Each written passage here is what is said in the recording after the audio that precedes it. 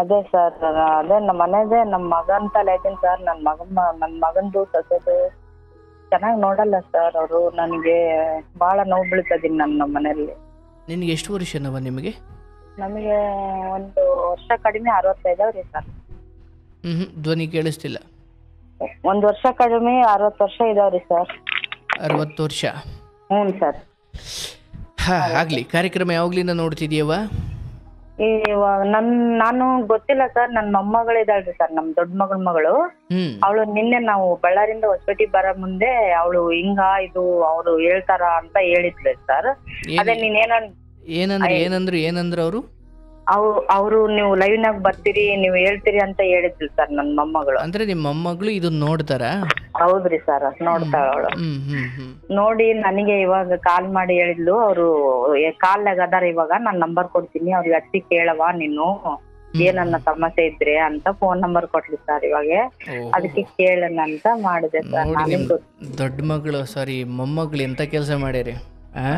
ಹಾಗಾದ್ರೆ ನೀವು ಈ ಕಾರ್ಯಕ್ರಮ ಒಂದು ಕೇಳಿಲ್ಲ? ಇಲ್ಲ ಸರ್, ನನಗೆ ಗೊತ್ತಿಲ್ಲ. ನನ್ಗೇನು ಅಂತ ಪರಿ ಮೊಬೈಲ್ ಏನು ಅವು ನೋಡಲ್ಲ ಸರ್. ಅವಳು ನೋಡ್ತಾಳೆ ಜಾಸ್ತಿ, ಅವಳಿಗೆ ಗೊತ್ತು. ಅವಳು ಹಿಂಗ ಅಂತ ಹೇಳಿದ್ಲು ನನಗೆ. ಈಶ್ವರ, ಆಯ್ತವ, ತೊಂದ್ರೆ ಇಲ್ಲ. ಹೇಳ್ತಾಯಿ ಏನ್ ವಿಚಾರ? ಎಷ್ಟು ಜನ ಮಕ್ಕಳು? ನನಗೆ 3 ಮಕ್ಳಿದ್ದಾರೆ. ಒಂದು ಗಂಡ್ ಮಗ ದೊಡ್ಡವನು, 2 ಹೆಣ್ಮಕ್ಳು ಇಲ್ಲೇ ಹೊಸಪೇಟೆಗೆ ಕೊಟ್ಟಿನಿ ಸರ್. ಎಲ್ಲಾರ್ದು ಮದ್ವೆ ಆಗೈತೆ ಸರ್. ಅಂದ್ರೆ 2 ಹೆಣ್ಮಕ್ಳು ಹೊಸಪೇಟೆಗೆ ಕೊಟ್ಟಿದ್ದೀರಾ? ಹೌದ್ರಿ ಸರ್, ಹೊಸಪೇಟೆಗೆ ಒಂದು ಅಣ್ಣನ ಮಗನಿಗೆ ಕೊಟ್ಟಿನಿ, ಒಂದು ಬೇರೆ ಕಡೆ ಕೊಟ್ಟಿನಿ ಸರ್. 2 ಹೆಣ್ಮಕ್ಳಿಗೆ ಮದ್ವೆ ಆಗೈತೆ, ಮಗನಿಗೂ ಮದ್ವೆ ಆಗೈತ್ರಿ. 2 ಮಕ್ಳಿದ್ದಾರೆ, ಎಲ್ಲರಿಗೂ ಮಕ್ಳಾಗ್ಯಾರ್ರಿ. ಆಯ್ತು. ಸರ್ ಆಮೇಲೆ ಏನಾಯ್ತು? ಆಮೇಲೆ ಏನಾಗಿಲ್ಲ ಸರ್, ಹಿಂಗೆ ಮಗಂದೇ ಕೊನೆ ಮದುವೆ. ಮಗಳದಿರದೆಲ್ಲ ಮೊದ್ಲು ಮಾಡಿದ್ರಿ, ಮಗನಿಗೆ ಕೊನೆ ಮಾಡಿದ್ರಿ? ಮಗನಿಗೆ ಕೊನೆ ಮಾಡಿದ್ರಿ. ಆಯ್ತು. ಸೊಸೆ ನೀವೇ ಹುಡುಕಿದ್ದ? ಹೌದ್ರಿ ಸರ್, ನಾವೇ ಹುಡುಕಿದ್ದು. ಹುಡುಕುದ್ರಿ, ಮದುವೆ ಮಾಡುದ್ರಿ, ಚೆನ್ನಾಗಿ ನೋಡ್ಕೊಳ್ಳಿಲ್ವಾ? ಇಲ್ಲ ಸರ್, ಬಂದು 1 ತಿಂಗಳನ್ನಾಗೆ 3 ತಿಂಗಳನ್ನಾಗೆ ಕರ್ಕೊಂಡ್ ಬಂದಿರಿ ಸರ್. 3 ತಿಂಗಳ ಬಂದು 1 ವಾರ ಕೂಡ ಇಲ್ಲ ಸರ್. ಹಿಂಗೆ ಮನ್ಯಾಗ ದೊಡ್ಡವ್ರು ಸ್ವಲ್ಪ, ನಮ್ಮ ಮನೆಯವ್ರು ಸ್ವಲ್ಪ ಮುಂಗೋಪಿ ಜಾಸ್ತಿ ಗುದ್ದಾಡಿದ್ರು ಸ್ವಲ್ಪ, ಅದ್ರಲಿಂದ ರಿಸ್ಕ್ ಬಂತು. ಈಗ ಒಂದ್ ನಿಮಿಷ ನನಗೆ ಒಂದು ಕಡೆ ಕರೆಕ್ಟ್ ಆಗಿ ಹೇಳಬೇಕು. ಚೂರು ಹೇಳ್ಕೊಂಡು ಹೋದ್ರೆ ನಾನು ನಿಮ್ಮ ಮನೆ ಪಕ್ಕದವನ, ನನಗೆ ಗೊತ್ತಿರುತ್ತೆ ಅದೆಲ್ಲ ಏನೇನು ಅಂತ. ಅದೇ ಸರ್, ಗುದ್ದಾಡಿದ್ರು ಏನಕ್ಕೆ ಅಂದ್ರೆ ಮನ್ಯಾಗ ಸಮಸ್ಯೆ ಅಂದ್ರೆ ಸರ್, ನಾವು ಮಿಷಿನ್ ಹೊಲಿತಿದ್ದೀವ್ರಿ ಸರ್. ಈಗ ಒಂದ್ ನಿಮಿಷನವ, ಸೊಸೆ ಬಂದ್ರು. ಹೌದ್ರಿ. ಬಟ್ ಆ ಸೊಸೆ ಬಗ್ಗೆ ನಿಮಗೆ ತುಂಬಾ ಪ್ರೀತಿಯಿಂದಲೇ ಮದುವೆ ಮಾಡ್ಕೊಂಡಿದ್ದ ಅಥವಾ ನಿಮ್ಗೆ ಇಷ್ಟ ಇರ್ಲಿಲ್ವಾ?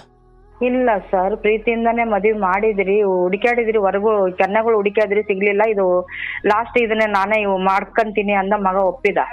ಮಗನಿಗೆ ಎಷ್ಟು ವರ್ಷ ಆಯ್ತು ಮದುವೆ ಆಗಬೇಕಾದ್ರೆ? ಒಂದ್ 25 ವರ್ಷ ಇದ್ವಿ ಅಂತ ಸರ್.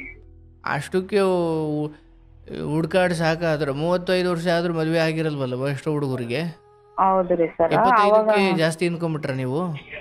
ಇಲ್ಲ ಸರ್, ಏನೋ ಮತ್ತೆ ಮನ್ಯಾಗ ಆಗ ಅವ್ರ ಅಪ್ಪರ್ ಗುದ್ದಾಡ್ತಿದ್ರಲ್ಲ ಸರ್, ಜಗಳ ಮಾಡ್ತಿದ್ರು. ನನ್ ಕೂಡನು ಬಾಳ ಜಗಳ ಮಾಡ್ತಿದ್ರು ಅವ್ರ ಅಪ್ಪರು. ಏನಕ್ಕೆ ಜಗಳ ಮಾಡ್ತಿದ್ರು ಸರ್? ಹಂಗೆ ರೀ ಸರ್, ಮನೆಯಂದು ಕಿರಿಕಿರಿ ಬಾಳ ರೀ. ನನ್ನ ಬಾಳ ಸ್ವಲ್ಪ ಅಲ್ಲ ಸರ್ ಅನ್ಭವಿಸಿದ್ದೆ ನಾನು ಜೀವನದಾಗ.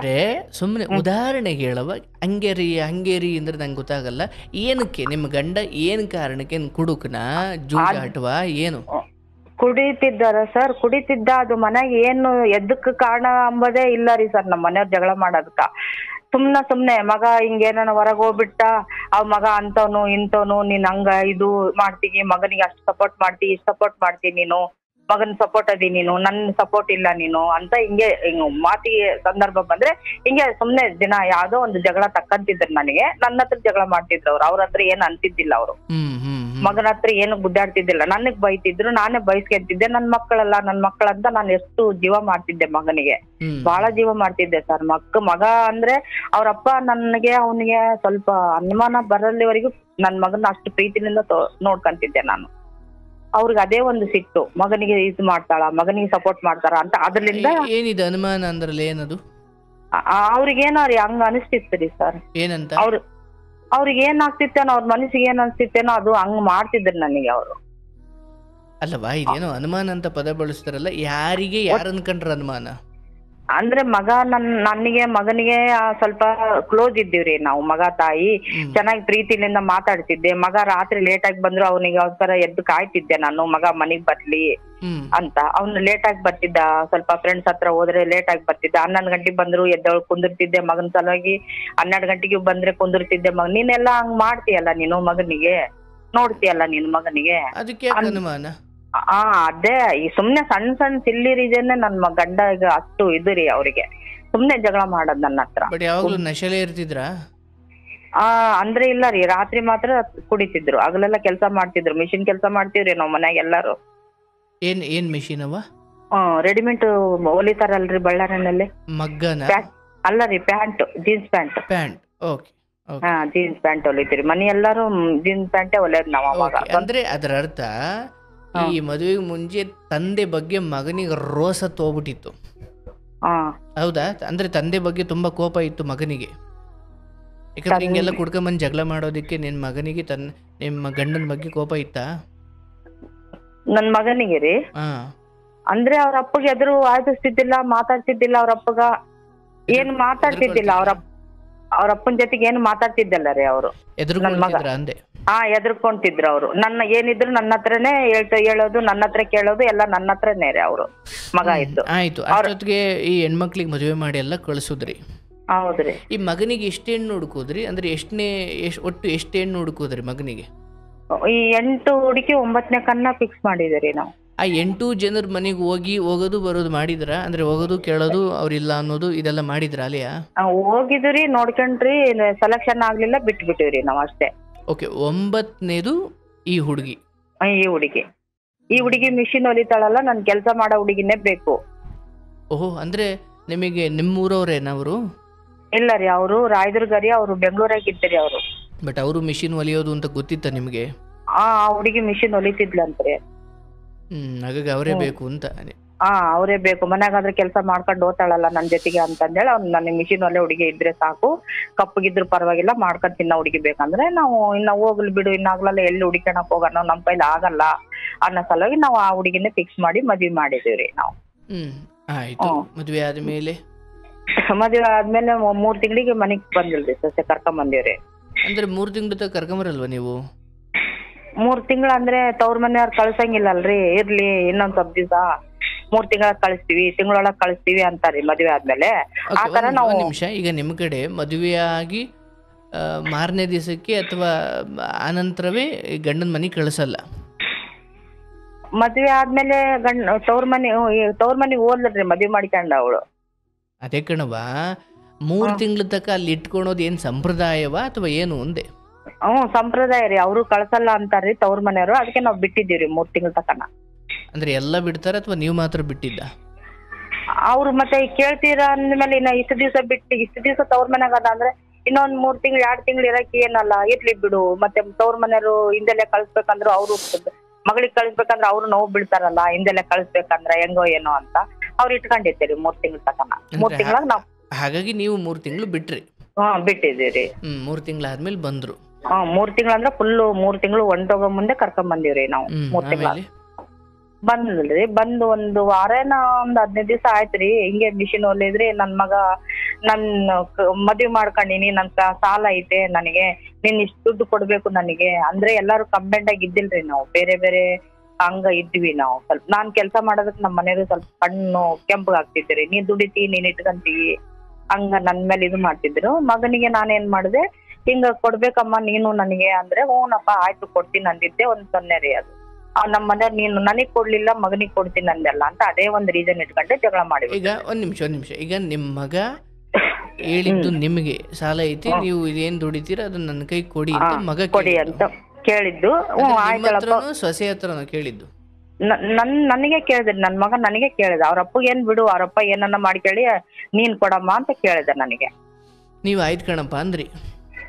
ಆಯ್ತಪ್ಪ ಕೊಡ್ತೀನಿ ಅಂದೆ. ಅದು ನಿಮ್ ಗಂಡನಿಗೆ ಕೋಪ ತರಿಸ್ತು? ಅದು ನನ್ ಗಂಡನಿಗೆ ಕೋಪ ಬಂತು. ನನಗ್ ಕೊಟ್ಟಿಲ್ಲ ನೀನು, ಇವಾಗ ನಿನ್ ಮಗ ಕೇಳಿದ್ರೆ ಕೊಡ್ತೀಯಲ್ಲ ನೀನ್ ಅಂತ ಏನೋ ಒಂದು ಜಗಳ ಆಯ್ತು. ಅದು ಜಗಳ ಮಾಡಿದ್ದೆ ಒಂದ್ ಏನ್ ಮಾಡಿದ್ರು, ಇವ್ರಿಬ್ರು ಗಂಡ ಹೆಂಡತಿ ಗಂಡಗ್ ತುಚ್ಚಿ ಬಿಟ್ಲು ರೀ. ಇಲ್ಲ ಹಿಂಗ್ ಜಗಳ ಮಾಡ್ತಾನ, ಹಿಂಗ್ ಜಗಳ ಮಾಡೋದ್ ಬೇಡ, ನಾವಿರೋದು ಹೊರಗ್ ಹೋಗ್ಬಿಡೋಣ ನಾವು. ಹೊರಗ್ ಹೋಗ್ಬಿಟ್ರಿ ಅವ್ರು. ಹೊರಗೆ ಹೋಗೋದು ಅಂದ್ರೆ ಬೇರೆ ಮನೆ ಮಾಡ್ಕೊಂಡ್ರೆ? ಬೇರೆ ಮನೆ ಮಾಡ್ಕೊಂಡ್ ಅವ್ರು ಬೇರೆ ಇದ್ರೆ ನಾವು ಬೇರೆ ಇದ್ದೀವ್ರಿ. ಬೇರೆ ಮನೆ ಇತ್ತ? ಅದು ಅಲ್ಲಿತ್ತ? ಅಲ್ಲೇ ನಮ್ದು ಸ್ವಂತ ಇಲ್ರಿ, ಬಾಡಿಗೆ ಮನೆಗಳು. ಓಹೋ, ಅಂದ್ರೆ ನಿಮ್ದು ಹಳ್ಳಿ ಅನ್ಕೊಂಡೆ ನಾನು. ಹಳ್ಳಿ ಅಲ್ಲ ರೀ, ಅಲ್ಲೇ ಬಳ್ಳಾರಿನೇ. ಸೊ ಅಲ್ಲೆಲ್ಲ ಬಾಡಿಗೆ ಮನೆ ಸಿಗ್ತವೆ? ಸಿಕ್ತಿರಿ ಹೋದ್ರಿ ಅವ್ರು. ಇಲ್ರಿ ಅವ್ರು ಜಲ್ದಿ ಸಿಗ್ಲಿಲ್ಲ. ನಮ್ ಮಗಳು ಅನಿವಾರ್ಯತೆಯಿಂದ ನಮ್ ಊರಿಗ್ ಬಂದಿಲ್ರಿ. ಗಂಡ ಹೆಂಡತಿ ದುಡ್ಕೊಂಡ್ ತಿಂಬಕ್ಕೋಸ್ಕರ ನಮ್ ಊರಿಗ್ ಬಂದಿದ್ದರಿ. ಅವ್ರು ಅವ್ರ ಮನೆಗಿದ್ದು ತವ್ರ ಮನೆಗೆ ಹೋದ್ರಿ. ಒಂದೆರಡು ದಿವಸ ಇದ್ದು ತವ್ರ ಮನೆಗೆ ಹೋದ್ರಿ ಆಕಿ. ತವ್ರ ಮನೆಗೆ ಹೋದಕ್ಕೆ ಅಲ್ಲಿಂದ ಅವ್ರು ಕಡೆಯಲ್ಲವ್ರು ಎಲ್ಲಾ ರಿಲೇಷನ್ ಜಗ್ಗಿ ಜನ ಇದಾರ. ಅವ್ರು ನಾವು ರೊಕ್ಕ ಕೊಡ್ತೀವಿ, ನಾವು ದುಡ್ಡು ಕೊಡ್ತೀವಿ ಅಂತ ಹೇಳಿ ಗಂಡ ಹೆಂಡತಿನ ಬೇರೆ ಇಟ್ಬಿಟ್ರಿ ಅವ್ರು. ಓಕೆ, ಈಗ ನೀವು ಗಂಡ ಹೆಂಡತಿ ಬೇರೆ ಇದ್ರಿ, ಅವ್ರ ಗಂಡ ಹೆಂಡತಿ ಬೇರೆ ಇದ್ದಾರೆ. ಹೌದ್ರಿ. ಆಯ್ತು. ಅಂದ್ರೆ ಈ ಗಂಡ ಸೊಸೆಗೆ ಏನಾದ್ರು ಅಂದ್ರ ಅವತ್ತು? ನಮ್ಮ ಮಗ ರೀ ಅಲ್ಲ, ನಿಮ್ ಗಂಡ ಸೊಸೆಗೆ ಏನಾದ್ರು ಅಂದ್ರ ಅವತ್ತು ಒಂದೇ? ಅವ್ರ ಏನ ಅಂದಿಲ್ರಿ. ಅವ್ರೇನೋ ಒಂದ್ ಶಬ್ದ ಅಂದ್ರೆ ಆಕೆ ಅಂತ ಶಬ್ದ ಬಂದ್ರೆ ಅಲ್ಲಿ ನೀನ್ ಆಕೆ ಅಂತೀಯಲ್ಲ ನನ್ನ ಹೆಂಡತಿಗೆ, ಇನ್ನ ಬಂದು 1 ವಾರ ಆಗಿಲ್ಲ, ನೀನ್ ಹಂಗ ಎದಕ್ ಅಂದೆ ನೀನು ಅಂತ ಮಗನ್ ತಲೆ ತಂದೆ ಮಗನಿಗೆ ಜಗಳ ಬಿತ್ರಿ ಅಲ್ಲಿಗೆ. ಅಷ್ಟೇ. ನನ್ನ ಹೆಂಡತಿಗೆ ಹಿಂಗಂದೆ ಅಂತ. ಆಕೆ ಅಂತ ಅಂದೆಲ್ಲ ನೀನು, ಹೆಂಗಂದೆ ನೀನು ಅಂತ ತಂದೆ ಮಗನಿಗೆ ಜಗಳ ಬಿತ್ತಲ್ಲಿ. ಅದೇ ಒಂದ್ ರೀಸನ್ಗೆ ಅವ್ರು ಇರ್ಬಾರ್ದು, ನಾವ್ ಹೋಗ್ಬಿಡೋಣ, ಹಿಂಗ್ ಜಗಳ ಮಾಡ್ತಾರಂದ್ರೆ ನಾವ್ ಎದಕ್ಕಿರ್ಬೇಕು ಅನ್ನೋದು ಹೋಗ್ಬಿಡ್ತಾರೆ ಹೆಂಡತಿ ಕಟ್ಕೊಂಡ. ಅಂದ್ರೆ ಆಕೆ ಅನ್ನೋದು ಕೆಟ್ಟ ಪದನ? ಏನ ರೀ ಅವ್ರಿಗೆ ಕೆಟ್ಟ ಪದ ಆತೇನೋ ಗೊತ್ತಿಲ್ಲ. ಏನೋ ದೊಡ್ಡ ಯಜಮಾನ ಮನುಷ್ಯ ಏನೋ ಒಂದ್ ಮಾತ್ ಬಾಯ್ ತಪ್ಪ ಅಂದಿದ್ದಾನ ಅಂತ ಅನ್ಸರ್ಸ್ಕೊಂಡ್ ಹೋಗ್ಲಿಲ್ಲ ರೀ ಅವ್ರ ಜೀವನಾನ. ಇಮಿಡಿಯೇಟ್ಲಿ ಹೋಗ್ಬಿಟ್ರಿ ಅವ್ರು. ನಮ್ ಮನ್ಯಾಗ ಸಂಸಾರ ಮಾಡಿಲ್ಲ ಅವ್ರು. ಮಾಡಿಲ್ಲ ರೀ ಅವ್ರು. ಬೇರೆ ಮನೆ ನೋಡ್ಕೊಂಡು ಹೋಗ್ಬಿಟ್ರಿ ಇಬ್ರು ಗಂಡ. ಹೇಳುವ. ನಾವು ಅವಾಗ್ಲಿಂದ ನಾವು ಗಂಡ ಹೆಂಡತಿ ಬೇರೆನೆ ಜೀವನ ಮಾಡಿದೀವ್ರಿ. ಆಯ್ತು. ಇಲ್ಲ, ಬಾಳ ದೊಡ್ಡ ಕತೆ ಐತ್ರಿ ಇದು. ಅವಾಲಿಂದ ಅಂದ್ರಿಗಿನ್ನ ದೊಡ್ಡ ಕತೆ ಐತ್ರಿ. ಮತ್ತೆ ಬೇರೆ ಆದ್ವಿ, ನಾವು ಜೀವನ ಮಾಡಿದ್ವಿ, ಇಬ್ರು ಗಂಡ ಹೆಂಡತಿ ಬೇರೆ ಮನೆ ಹಿಡ್ಕೊಂಡು ಕಷ್ಟ ಬಿದ್ವಿ, ದುಡ್ಕೊಂಡ್ವಿ, ತಿಂದ್ವಿ, ಬಾಡಿಗೆ ಕಟ್ಟಿ ಎಲ್ಲ ಇದೇ ನಮ್ ಜೀವನ ಆಗ್ಬಿಟ್ಟತ್ರಿ. ಇವಾಗವರೆಗೂ ಇದೇ ಜೀವನನೇ, ಕಷ್ಟದಾಗೆ ಜೀವನ ಮಾಡ್ತಿದ್ವಿ. ಮನೆ ಇಲ್ಲ, ಏನಿಲ್ಲ ಏನ್ರಿ. ಅಲ್ಲ, ನೀವು ನಿಮ್ ಗಂಡ ಜೊತೆಲಿ ಇದ್ರಿ ಹೌದಲ್ಲ? ಇದ್ದೀವ್ರಿ, ನಾವು ನಮ್ ಗಂಡ ಇದ್ದೀವ್ರಿ. ನಂತರ ಅವ್ರು ಏನೋ ಬೇರೆ ಇದ್ರು ಅಂತ ಹೇಳಿದ್ರೆ ಆರಂಭದಲ್ಲಿ? ನಾವು ಅಂದ್ರೆ ಈಗ ಡಿಸೆಂಟ್ ಆಗಿ ಈಗ 4 ವರ್ಷ ಆತ್ರಿ ನಾವು ಬೇರೆ ಬೇರೆ ಆಗಿ. ಇಬ್ಬರು ಗಂಡ ಹೆಂಡತಿ ಒಟ್ಟಿಗೆ ಇದ್ವಿ, ಬೇರೆ ಮನೆ ಮಾಡ್ಕೊಂಡು ದುಡ್ಕೊಂಡ್ ತಿಂತಿದ್ವಿ. ಈಗ ನನಗೆ ಅಷ್ಟು ದಿವಸ ಬೆನ್ನು ಬ್ಯಾಕ್ ಪೇನ್ ಬಂದ್ಬಿಡ್ತ್ರಿ ನನಗೆ. ಹೊಲಕ್ ಆಗ್ಲಿಲ್ಲ ರೀ, ಬಾಡಿಗೆ ಕಟ್ಟಕ್ ಆಗಲ್ಲ ಅಂತ ಹೇಳಿದಕ್ಕೆ ನನಗೆ ದುಡ್ದು ಹಾಕಕ್ಕಲ್ಲ ಆಗಲ್ಲ ಅಂದ್ಬಿಟ್ರೆ ನಮ್ಮ ಮನೆಯವರು. ಓಹ್, ಅಂದ್ರೆ ಅವ್ರು ಬಿಟ್ಟು ಹೋದ್ರ ನೀವೇ ಬಿಟ್ಟು ಬಂದ್ರ? ಇಲ್ಲ ರೀ, ಅವ್ರು ಇರ್ಬಾರ್ದ ಅಂದ್ಬಿಟ್ರಿ ನನಗೆ ಮನೆಗೆ. ಎಲ್ಲಿಗೆ ಹೋದ್ರಿ ಅವಾಗ ನೀವು? ನಾವು ಎಲ್ಲಿ ಹೋಗ್ಬೇಕ್ರಿ, ಒಂದ್ ಇದ್ದಿದ್ದು ನಮ್ ತಾಯಿಯವ್ರು ಕೊಟ್ಟಿದ್ದು ಒಂದ್ ಫ್ಲಾಟ್ ಇತ್ರಿ, ಅದನ್ನ ಮಾರಿ ಮಗನ್ ಮನಿಗ್ ಬಂದರಿ ನಾನು. ಫ್ಲಾಟ? ಫ್ಲಾಟ್ ಇತ್ರಿ ಒಂದು. ಎಷ್ಟಕ್ ಮಾರಿದ್ರಿ? ಬರೀ 3 ಲಕ್ಷಕ್ ಮಾರಿದ್ರಿ. ಅವ್ರ ಮಗನ ಸಲುವಾಗಿ ಮಗವನ್ನೇ ಮಾರಿಸ್ಬಿಟ್ಟಾರಿ ಅದನ್ನ. ಮಾರ್ಬಿಟ್ಟು ಮಗನ ಮನೆಗ್ ಬಂದ್ರಿ? ಮಗ ನನಗೆ ದುಡ್ಡು ಬೇಕು, ನನ್ ದುಡ್ಡು ಕೊಟ್ರೆ ಮನೆ ಮಾರಿ ದುಡ್ಡು ಕೊಟ್ರೆ ಮನಿಗ್ ಬಾ, ಇಲ್ಲದ್ರ ಬರ್ಬೇಡ ಅಂತ ಕಂಡೀಷನ್ ಮಾಡಿದ್ರಿ ನನ್ ಮಗ. ಅವಲ್ಲಿಂದ ಮಗನ್ ಮನಿಗ್ ಬಂದ್ ಐತೇನ್ರಿ. ಈಗ 4 ವರ್ಷ ನನ್ ಮಗನ್ ಮನಿಗ್ ಬಂದು ನಮ್ಮ ಮನೆಯವ್ರು ಹೊರಗಡೆ ಇದ್ರಿ. ಈಗ 1 ವರ್ಷ ಆಯ್ತು ಆಶ್ರಮ ಸೇರಿ. ಅವ್ರು ಹೊರಗಡೆ ಅವರೇ ಬಾಡಿಗೆ ಕಟ್ಟಿ ಅವರೇ ದುಡ್ಕೊಂಡು ಅವರೇ ತಿಂದ್ರಿ. ನಾನ್ ಇರಾಕ ಕೊಡ್ಲಿಲ್ಲರಿ ನನ್ ಗಂಡ. ನೀವ್ ಇರ್ತೀನಿ ಅಂದ್ರು ಬೇಡ ಅಂದ್ರ ಅವ್ರು? ಬೇಡ ಅಂದ್ರಿ. ಮಕ್ಳ ಮನಿಗ್ ಹೋಗ್ಬಿಡಿ, ಅಡಿಗೆ ಮಾಡ್ಕೊಂಡಾದ್ರು ಇರ್ತಾಳಲ್ವಾ ಅಂತ ಯೋಚನೆ ಮಾಡ್ಲಿಲ್ವಾ ಅವರು? ಏನ್ರಿ ಅಡಿಗೆ ಮಾಡ್ಕೊಂಡ ಅಡಿಗೆ ಹಾಕೊಂಡಿರ್ತಾಳೆ ಅಂತ ಅನ್ಲಿಲ್ಲ? ಮಕ್ಳು ಹೇಳಿದ್ರಿ, ನಿನ್ ಅಮ್ಮಗ್ ಊಟಕ್ ಹಾಕ್ಬೇಡ, ಏನ್ ಬೇಡ, ಸುಮ್ನೆ ಇರಾಕ್ ಒಂದೇ ನೆರಳು ಕೊಡು, ಜಾಗ ಕೊಡು, ಬಾಡಿಗೆ ಕಟ್ಕೊಂಡ್ ಹೋಗು, ಅಮ್ಮಗ್ ಆಗಲ್ಲಲ್ಲ, ನೀನ್ ಊಟಕ್ ಹಾಕಬೇಡ, ಅಮ್ಮಗ್ ನಾವೇ ನೋಡ್ಕೊಂತೀವಿ ಅಂದ್ರೆ ಇಬ್ರು ಮಕ್ಳು ಹೇಳಿದ್ರು ಕೂಡ ಇಲ್ಲ ನನ್ ಕೈಲಿ ಆಗಲ್ಲ, ಹೋಗ್ಬಿಡು ಅಂತ ಎಷ್ಟ್ ಹೇಳಿದ್ರು ಕೇಳಿಲ್ಲ ರೀ. ಇಬ್ಬಲ್ಲ ಬೇರೆ ತೊಂದ್ರೆ ಆತತೆ ನಿನಗೆ, ನಾನ್ ಹೋದ್ರೆ ಅಮ್ಮ ಹೋದ್ರೆ ತೊಂದ್ರೆ ಆತತೆ, ಹೆಂಗೋ ಇರಪ್ಪ ಕಷ್ಟನೋ ಸುಖನೋ ನಾವ್ ಅಮ್ಮನ್ ನೋಡ್ಕೊಂತೀವಿ ಅಂದ್ರು ಕೂಡ ಕೇಳಲಿಲ್ಲ ರೀ ಯಾರು. ಇಲ್ಲ ನಾನು ಒಂದೇ, ನೀನ್ ಇರ್ಬೇಡ ಅಂದ್ರೆ ಇರ್ಬೇಡ ಮನೆ ಹೋಗ್ಬಿಡು, ನಾನ್ ಎಲ್ಲಿ ಹೋಗ್ಬೇಕು, ನಮ್ಮ ಮಕ್ಳ ಮನೆಗ್ ಬಂದ್ರೆ ಸರಿ ಇರಲ್ಲ ಅನ್ನಕಲ್ಲಾಗಿ ಹಂಗ ಹೋಗು ಅಂತ ಹೇಳಲಿಕ್ಕೆ ಕಾರಣ ನೀವು ದುಡಿಯಲ್ಲ ಅಂತಲ್ಲ? ದುಡಿಯೋದಿಲ್ಲ, ನೀನ್ ದುಡಿಯೋದಿಲ್ಲಲ್ಲ ಇವಾಗ, ನನ್ ಕೈಲಿ ಆಗಲ್ಲ ನೋಡ್ಕೊಂಬದು. ದುಡಿದ್ರೆ ನೋಡ್ಕೊಳ್ತೀನಿ. ದುಡಿದ್ರೆ ನೋಡ್ಕೊಂತೀನಿ, ಬಾಡಿಗೆ ಕಟ್ಟಬೇಕು. ದುಡ್ದು ಬಿಟ್ಟು ಅವ್ರ ಕೈಗೆ ದುಡ್ಡು ಕೊಡ್ಬೇಕು. ದುಡ್ದು ಬಿಟ್ಟು ಅವ್ರ ಕೈಯ ದುಡ್ಡು ಕೊಟ್ರೆ ನೀನ್ ಇರ್ಬೇಕು, ಇಲ್ಲಾಂದ್ರೆ ಇಲ್ಲ. ಈ ಮಗಳದಿರೆಲ್ಲೂ ಈ ವಿಚಾರದಲ್ಲಿ ತಲೆ ಹಾಕ್ತಿರ್ಲಿಲ್ಲ? ಯಾರ್ರಿ ಮಗಳದಿರು? ಮಕ್ಕಳು ಲಾಸ್ಟಿಗೆ ಬಂದ್ರಿ, ಲಾಸ್ಟ್ ಎಲ್ಲ ಮುಗಿದ್ಮೇಲೆ ಹೇಳಕ್ ಬಂದ್ರಿ ಅವ್ರ ತಂದೆಗೆ. ಅವ್ರ ತಂದೆ ಅವ್ರ ಮಗಳ ಮಾತು ಕೇಳಲಿಲ್ಲ. ಆ ಮಕ್ಕಳಿಗೆ ಅಳಿಂದ್ರಿಗೇನೆ ಅಂದರಿ, ನೀವೇ ಬೇರೆ ಮಾಡಿಬಿಟ್ರಿ ಅಂತ ನಮ್ಮ ಮನೆಯವ್ರು. ಆಯ್ತವ. ಈಗ ಆತ ಅವ್ರ ಆಶ್ರಮ ಸೇರಿದ್ದಾರ? ಆಶ್ರಮ ಸೇರಿದ್ದಾರೆ ಅವರು. ಈಗ ನೀವು ಮಗನ ಮನೇಲಿ ಇದ್ದೀರಿ? ಮಗನ ಮನೆಗ್ ಅದೇನ್ರಿ, ಅದೇ ಮಗ ತಾಯಿಗೆ ಬೆಲೆನೇ ಇಲ್ಲ, ಅಮ್ಮ ಅಂತ ಕರೆಯಂಗಿಲ್ಲ, ಬಾಯ್ ತುಂಬಾ. ಏನಂತಾರೆ? ಏನ್ ಮಾತಾಡೋದೇ ಇಲ್ರಿ ಅಸಲ್ ಅವ್ರು. ನಿಮ್ ಪಾಡಿಗೆ ನಿಮ್ ಮೂಲೆಯಲ್ಲಿ ಕೂತಿರ್ತೀರಾ? ಅಷ್ಟೇ ರೀ, ನಾನು ಒಲಿಬೇಕ್ರಿ, ದುಡ್ಡು ಕೊಡ್ಬೇಕು ಅವ್ರಿಗೆ ನಾನು. ಓಹೋ, ನೀವು ಇಲ್ಲಿ ಅಂದರೆ ಅಲ್ಲಿ ಗಂಡ ಏನು ಕೇಳ್ತಿದ್ರು ಇಲ್ಲಿ ಮಗ ಕೇಳ್ತಾವ್ರೆ? ಆದ್ರಿ. ಹೌದಾ? ಅಂದ್ರೆ ಈಗ 3 ಲಕ್ಷ ಏನು ಮಾಡೋದ್ರಿ ಫ್ಲಾಟ್ ಮಾರಿದ್ದು? 3 ಲಕ್ಷ ಏನ್ ಮಾಡಿದ್ರೆ 1 ಲಕ್ಷ ಅವ್ನು ಇಸ್ಕೊಂಡ್ಬಿಟ್ಟಾರಿ, ಅವ್ನ ಸಾಲ ಐತೆ ನಂದಂತ. ಓ, 1 ಲಕ್ಷ ಇಸ್ಕೊಂಡರಿ. ಮತ್ತೆ ಮಕ್ಳಿಗೆ ತವ್ರ ಮನೆ ಆಸ್ತಿ ಅಲ್ಲ ಅದು, ನಮ್ ತಾಯರ್ ಕೊಟ್ಟಿದ್ದು. ಮಕ್ಳಿಗೆ ಇಬ್ರಿಗೆ 25 ಸಾವಿರ ಕೊಟ್ಟೆರಿ. ತವ್ರ ಮನೆ ನಾನು ಇಲ್ದ ಕಾಲಕ್ಕೆ ಇನ್ನೇನಮ್ಮ ಇವಾಗೆ ತಗೊಂಡ್ಬಿಡ್ರಿ ನೀವಂತ 25 ಕೊಟ್ಟೆ. ಇನ್ನು 1.5 ಹೆಣ್ಮಕ್ಳಿಗೆ ಕೊಟ್ಟೆ ಸರ್, ಇಬ್ರಿಗೆ ಹೆಣ್ಮಕ್ಳು ಅಷ್ಟೇ ರೀ ಕೊಟ್ಟಿದ್ದವ್ರಿಗೆ. ಮತ್ತೆ ನನ್ನಿಂದ ಏನು ಕೇಳಲ್ರಿ, ಒಂದ್ ಬಿಡಿ ಕಾಸು ಕೂಡ ಕೇಳಲ್ಲ ಅವ್ರ ಮಕ್ಳು ನನಗೆ, ಹೆಣ್ಣು ಹುಡುಗರು. ಇನ್ನ 1.5 ಲಕ್ಷ ಇದ್ದಿದ್ದು ಇನ್ನ ಎಲ್ಲ ಕೊಟ್ಬಿಟ್ರಿ. ಮಗ ನೋಡಂಗಿಲ್ಲ ನನಗೆ, ಇನ್ನ ಹೆಂಗೋ ಏನೋ ಇವಾಗ ಹಿಂಗ್ ಮಾಡ್ತಾನ ಅಂತ. ಅದು 1.5 ಲಕ್ಷ ಕೂಡ ಇದ್ರು ಕೂಡ ನನ್ನ ನಾಮಿನಿಲಿಂದಾನೇ ಇಡ್ಬೇಕು ಅಂತ ಕಂಡೀಷನ್ ಮಾಡಿದೀನಿ ಅದನ್ನ ಕೂಡ. ಓಕೆ, ಅಂದ್ರೆ ನಿಮ್ಮ ಹೆಸರಲ್ಲಿ ಬಟ್ ನಾಮಿನಿ ನಿಮ್ ಮಗ? ಮಗ ರೀ. ಹಂಗಿಟ್ರನೆ ಓಕೆ, ಇಲ್ಲದ್ರಿ ಇಲ್ಲ ಅಂದ ಅವನು. ಹಂಗಿಟ್ರ? ಇಟ್ರಿ, ಅದೇ ಹಂಗೆ ಐತ್ರಿ. ಅದ್ ಇಟ್ರು ಕೂಡ ಇವಾಗ ಇಲ್ಲ ರೀ, ಅವ್ರು ಸಾಲ ಮಾಡ್ಕೊಂಡನಂತೆ. ಆ ದುಡ್ಡು ಕೊಟ್ಟಿಲ್ಲ ರೀ, ನಾನು ತೆಗಿದು ನಿನ್ನ ಎಲ್ಲ ಅವ್ರು ಫಿಕ್ಸೆಡ್ ಇಟ್ಟಿನ್ರಿ, ಬಡ್ಡಿ ಬರ್ತೈತೆ. ನಾನು ಮಾತ್ರೆಗಳು ಖರ್ಚಿಗೆ ನೋಡ್ಕೊಂತ ಇದ್ದೇನ್ರಿ. Okay okay okay. ಬಟ್ ಅದು ನಾಮಿನಿ ಮಗನ ಹೆಸರು ಕೊಟ್ಟಿದ್ದೀರಾ? ಮಗನ ಹೆಸರಲ್ಲೇ ಕೊಟ್ಟಿನ್ರಿ. ಅದನ್ನು ಕೂಡ ಇಲ್ಲ ನನಗೇನ್ ಬರುತ್ತಾ ಇವಾಗ ಏನನ್ನ ನಿನಗೆ ಬೇಕಲ್ಲ ಅದು, ನಾಳೆ ಏನನ್ನ ಆದ್ರೆ ನಿನಗೆ ಬೇಕು, ನನಗೇನ್ ಬರಲ್ಲಲ್ಲ, ಅದಕ್ಕೆ ನೀನ್ ದುಡಿಬೇಕು ಅಂತ ದುಡಿಯಾಕ್ ಕುಂದಿರ್ತಾರಿ. ಹೊಲಿತದೇನ್ರಿ, ಹೊಲ್ದು ಅವ್ರ ಮನೆಗೆ ಊಟ ಮಾಡ್ತೀನಿ ಅಷ್ಟೇ. ಬಟ್ ಈ ಸರ್ಕಾರದಿಂದ 2,000 ರೂಪಾಯಿ ಬರುತ್ತಾ? ಅದು ಗೊತ್ತಾದ್ರೆ ಮತ್ತೆ ಇಸ್ಕೊಂತಾರ ಅನ್ನೋ ಸಲುವಾಗಿ ಯಾರಿಗೆ ಬಿಟ್ಕೊಟ್ಟಿಲ್ರಿ ಸರ್ ನಾನು. ಆಯ್ತು, ತೊಂದ್ರೆ ಇಲ್ಲ. ಅದು ಒಟ್ಟು ಯಾರಿಗೆ ನಮ್ ಮಕ್ಳಿಗೆ ಬಿಟ್ರೆ ಬೇರೆಯವ್ರಿಗೆ, ಮೂರದವ್ರಿಗೆ, ನಮ್ ಫ್ರೆಂಡ್ ಆಯ್ತು ಓಡಿನಾಗ ಯಾರ್ಯಾರಿಗೆ ಬಿಟ್ಕೊಟ್ಟಿಲ್ರಿ. ನಾಳೆ ಮುಂಜಾನೆ ಬೇಕಂತ ಕೂಡ ಅವ್ರಿಗೆ ನಿಮ್ಮ ಅಮ್ಮಗ್ ಬರ್ತೈತೆ ಅಂತ ಹೇಳ್ತಾರ ಅನ್ನೋ ಸಲುವಾಗಿ ನಾನು ಯಾರಿಗೆ ಬಿಟ್ಕೊಟ್ಟಿಲ್ರಿ ಅವ್ರಿಗೆ. ಅದು ಬರುತ್ತೆ ರೀ, ಅದನ್ನು ಇಟ್ಕೊಂಡು ಆಗ ಹಿಂಗೆ ಮಕ್ಳ ಮನೆಗ್ ಬಂದ್ರೆ, ನಾನು ಮೆಡಿಸನ್ಗೆ ಊರಿಗೆ ಹೋದ್ರೆ ಅಂತಂದೇಳಿ ಖರ್ಚು ಮಾಡ್ಕೊಂಡು ಇದೀನಿ ಸರ್ ಅದನ್ನ. ಅಲ್ಲಿ ನೀವು ಮಗನಿಗೆ ದುಡ್ಡು ಕೊಡಬೇಕು ಅಥವಾ ನಾನು ಒಲಿಬೇಕು ಅಂದ್ರಲ್ಲ, ಎಷ್ಟು ತಿಂಗಳಿಗೆ ಎಷ್ಟು ದುಡಿಮೆ ಮಾಡ್ಕೊಡ್ತೀರಿ ನಿಮ್ಮ ಮಗನಿಗೆ? ಸರ್ ದಿನ 100 ರೂಪಾಯಿ ಕೆಲಸ ಮಾಡ್ತೀನಿ ಸರ್ ನಾನು. 100 ರೂಪಾಯಿ? ಹೌದ್ರಿ ಸರ್. ಎಷ್ಟು ಅವರ್ ಕೆಲಸ ಮಾಡ್ತೀರಿ? ಮಾಡ್ತೀನಿ ಸರ್, ಆಗಲ್ಲ ಸರ್ ನನಗೆ ಒಲೆಯಕ್ಕೂ, ಆದ್ರೂ ಕೂಡ ಹೊಲಿತೀನಿ ಸರ್. ನನಗೆ ಬೆನ್ನು ಕುಂದ್ರಕ್ ಆಗಲ್ಲ ಸರ್. ಅಂದಾಜು ದಿವಸಕ್ಕೆ ಒಂದು 3-4 ಗಂಟೆ ಕೆಲಸ ಮಾಡ್ತೀರಾ? ಮಾಡ್ತೀನಿ ಸರ್. ಬೆಳಿಗ್ಗೆಯಿಂದ 10-11 ಗಂಟೆಗೆ ಕುಂತ್ರಿಗಿನ ಸಾಯಂಕಾಲ ತನಕ ಹಂಗೆ ಒಂದು ಅರ್ಧ ಗಂಟೆ ಮಲ್ಕೊಂತೀನಿ ಸರ್. ಹಂಗೆ ಅರ್ಧ ಗಂಟೆ ಕುತ್ಕೊಂಡು ಹೊಲಿತೀನಿ. ಹಿಂಗೆ ಮಲ್ಕೊಂಡೆದ್ದು ಅವ್ರಿಗೆ ಒಂದು 100 ರೂಪಾಯಿ ಕೆಲಸ ಮಾಡ್ತೀನಿ ರೀ ನಾನು. ಓಕೆ, ಆ 100 ರೂಪಾಯಿ ನೀವು ಸೊಸೆ ಮಗನಿಗೆ ಕೊಡ್ತೀರಿ? ಹೌದ್ರಿ, ಅವರೇ ಕೊಡ್ತೀನಂತ ಮಾಡಿದ್ದಿರಿ ಅವರು. ನಿಮಗೆ ಖರ್ಚಿಗೆ ಕೊಡ್ತೀನಿ ಅಂತ ಕೊಡವಲ್ರಿ ಅವರು ಏನು. ಈ ಹೆಣ್ಮಕ್ಳು ತಮ್ಮನಿಗೆ ತಮ್ಮ ಆಗ್ಬೇಕು, ಅಣ್ಣ ಆಗ್ಬೇಕು? ಅಣ್ಣ ಆಗ್ಬೇಕ್ರಿ, ಇವರೇ ಸಣ್ಣವ್ರು. ಅವನಿಗೇನು ಹೇಳಲ್ವಾ ಇವರು? ಅವ್ರೇನು ಹೇಳಲ್ಲ ಸರ್. ಅವ್ರು ಹೇಳಿದ್ರು ಕೂಡ ಅವರು ಕೇಳಲ್ಲ ರೀ ಸರ್. ಅವ್ರು ನಮ್ಗೆ ಎದಕ್ ಬೇಕು, ನಿಮ್ ಮನೆ ಸಂಸಾರ ನೀವೇನ ಹೇಳಿದ್ರೆ ನಾವು ಸುಮ್ನೆ ನಿಷ್ಠೂರ್ ಆಗ್ತೀವಮ್ಮ, ನಮಗೆ ಬೇಡ ಹೇಳದ ಅಂತಾರ ಅವರು. ಬಟ್ ಇಲ್ಲಿಗೆ ಬಂದಾಗ ಇವ್ರು ನೋಡ್ಕೊಳ್ತಾರೆ ಸ್ವಲ್ಪ? ಇಲ್ಲಿ ಬಂದ್ರೆ ಇವ್ರು ನೋಡಿ ಕಳಿಸ್ತಾರೆ ನಮ್ಗೆ.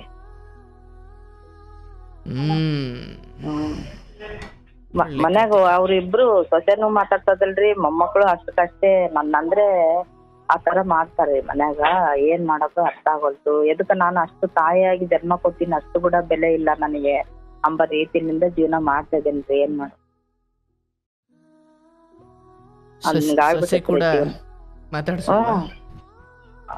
ಇಬ್ರು ಸೊಸೆ ಮಗ ರೀ, ಅವ್ರಿಬ್ರು ಒಂದೇ ರೀ.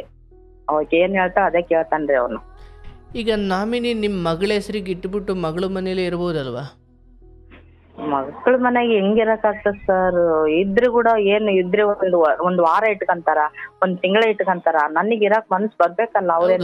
ಹೌದವ, ಸ್ವಾಭಿಮಾನದಾಗ ಬದುಕಿರೋರು ಪಾಪ ನಿಮಗೆ ಭಾರ ಅನ್ಸುತ್ತೆ ಅಥವಾ ಎಲ್ರಿಗೂ ಭಾರ ಆಗ್ಬಿಟ್ನೇನೋ ಅನ್ಸುತ್ತೆ. ಹೌದು, ಬಟ್ ನಾನು ಹೇಳ್ತಿರೋದು ಆ 1.5 ಲಕ್ಷ ಹಣ ಇಟ್ಟಿದ್ದೀರಲ್ಲ, ಇವ್ರ ಹತ್ರ ಒಡ್ಸ್ಕೊಂಡು ಅಥವಾ ಬೈಸ್ಕೊಂಡು ತಿರಸ್ಕಾರ ಮಾಡಿಸ್ಕೊಂಡಿರೋದ್ಗಿಂತ ಮೊಮ್ಮಗಳಿಗೇನು ನಾಮಿನಿ ಇಟ್ಬಿಟ್ಟು ಇವ್ರ ಮನೇಲಿ 3 ಹೊತ್ತು ಊಟ ಮಾಡ್ಕೊಂಡು ಎಲ್ಲೋ ಒಂದ್ ಕಡೆ ಸೈಡಲ್ಲಿ ಕೂತ್ಕೊಂಡ್ರೆ ಆಗಲ್ವಾ?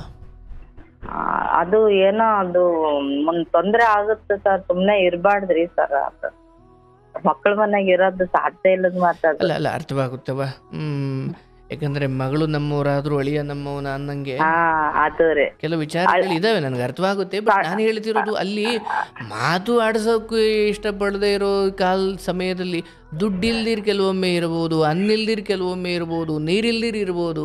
ಆದರೆ ಮಗ ಸೊಸೆ ಮೊಮ್ಮಕ್ಕಳು ಒಬ್ಬರೂ ಅಜ್ಜಿ ಅಂತ ಮೊಮ್ಮಕ್ಕಳು ಮಾತಾಡಿಸಲ್ಲ, ಅವ್ವ ಅಮ್ಮ ಅಂತ ಮಗ ಮಾತಾಡಿಸಲ್ಲ, ಅತ್ತೆ ಅಂತ ಸೊಸೆ ಮಾತಾಡಿಸಲ್ಲ ಅಂದ ಅಲ್ಲಿ ಆ ನರಕ ಇದೆಯಲ್ಲ, ಜೈಲಲ್ಲಿರೋನೇ ಎಷ್ಟೋ ನೆಮ್ಮದಿಯಾಗಿರ್ತಾನೆ.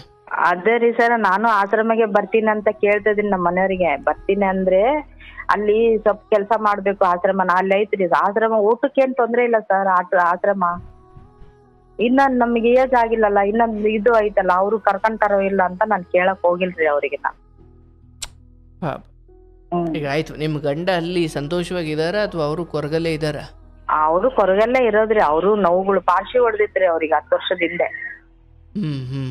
ಪಾರ್ಶಿ ಹೊಡೆದಿತ್ರಿ. ಹಂಗೆ ಅವ್ರು ಏನೋ ದೇವ್ರ ದಯದಿಂದ ದುಡ್ಕೊಂಡ್ ತಿಂತಾರ್ರಿ, ಆದ್ರೂ ಕೂಡ ದುಡಿತದಾರ.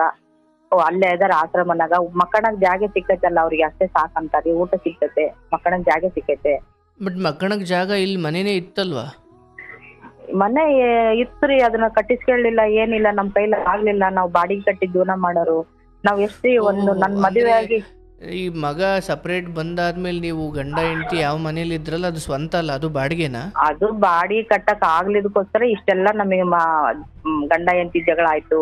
ಎಲ್ಲಾರು ಅವ್ರ ಹಿಂಗೆ ದುಡತನ ದುಡ್ದ್ರಿ. ಆಮೇಲೆ ನಾನು ಆಶ್ರಮಕ್ಕೆ ಹೋಗ್ತೀನಂತ ಈಗ 1 ವರ್ಷ ಆತ್ರಿ ಹೋಗಕ್. ಅವ್ರು ಅಲ್ಲೇ ಇದ್ದಾರೆ ಅವ್ರು.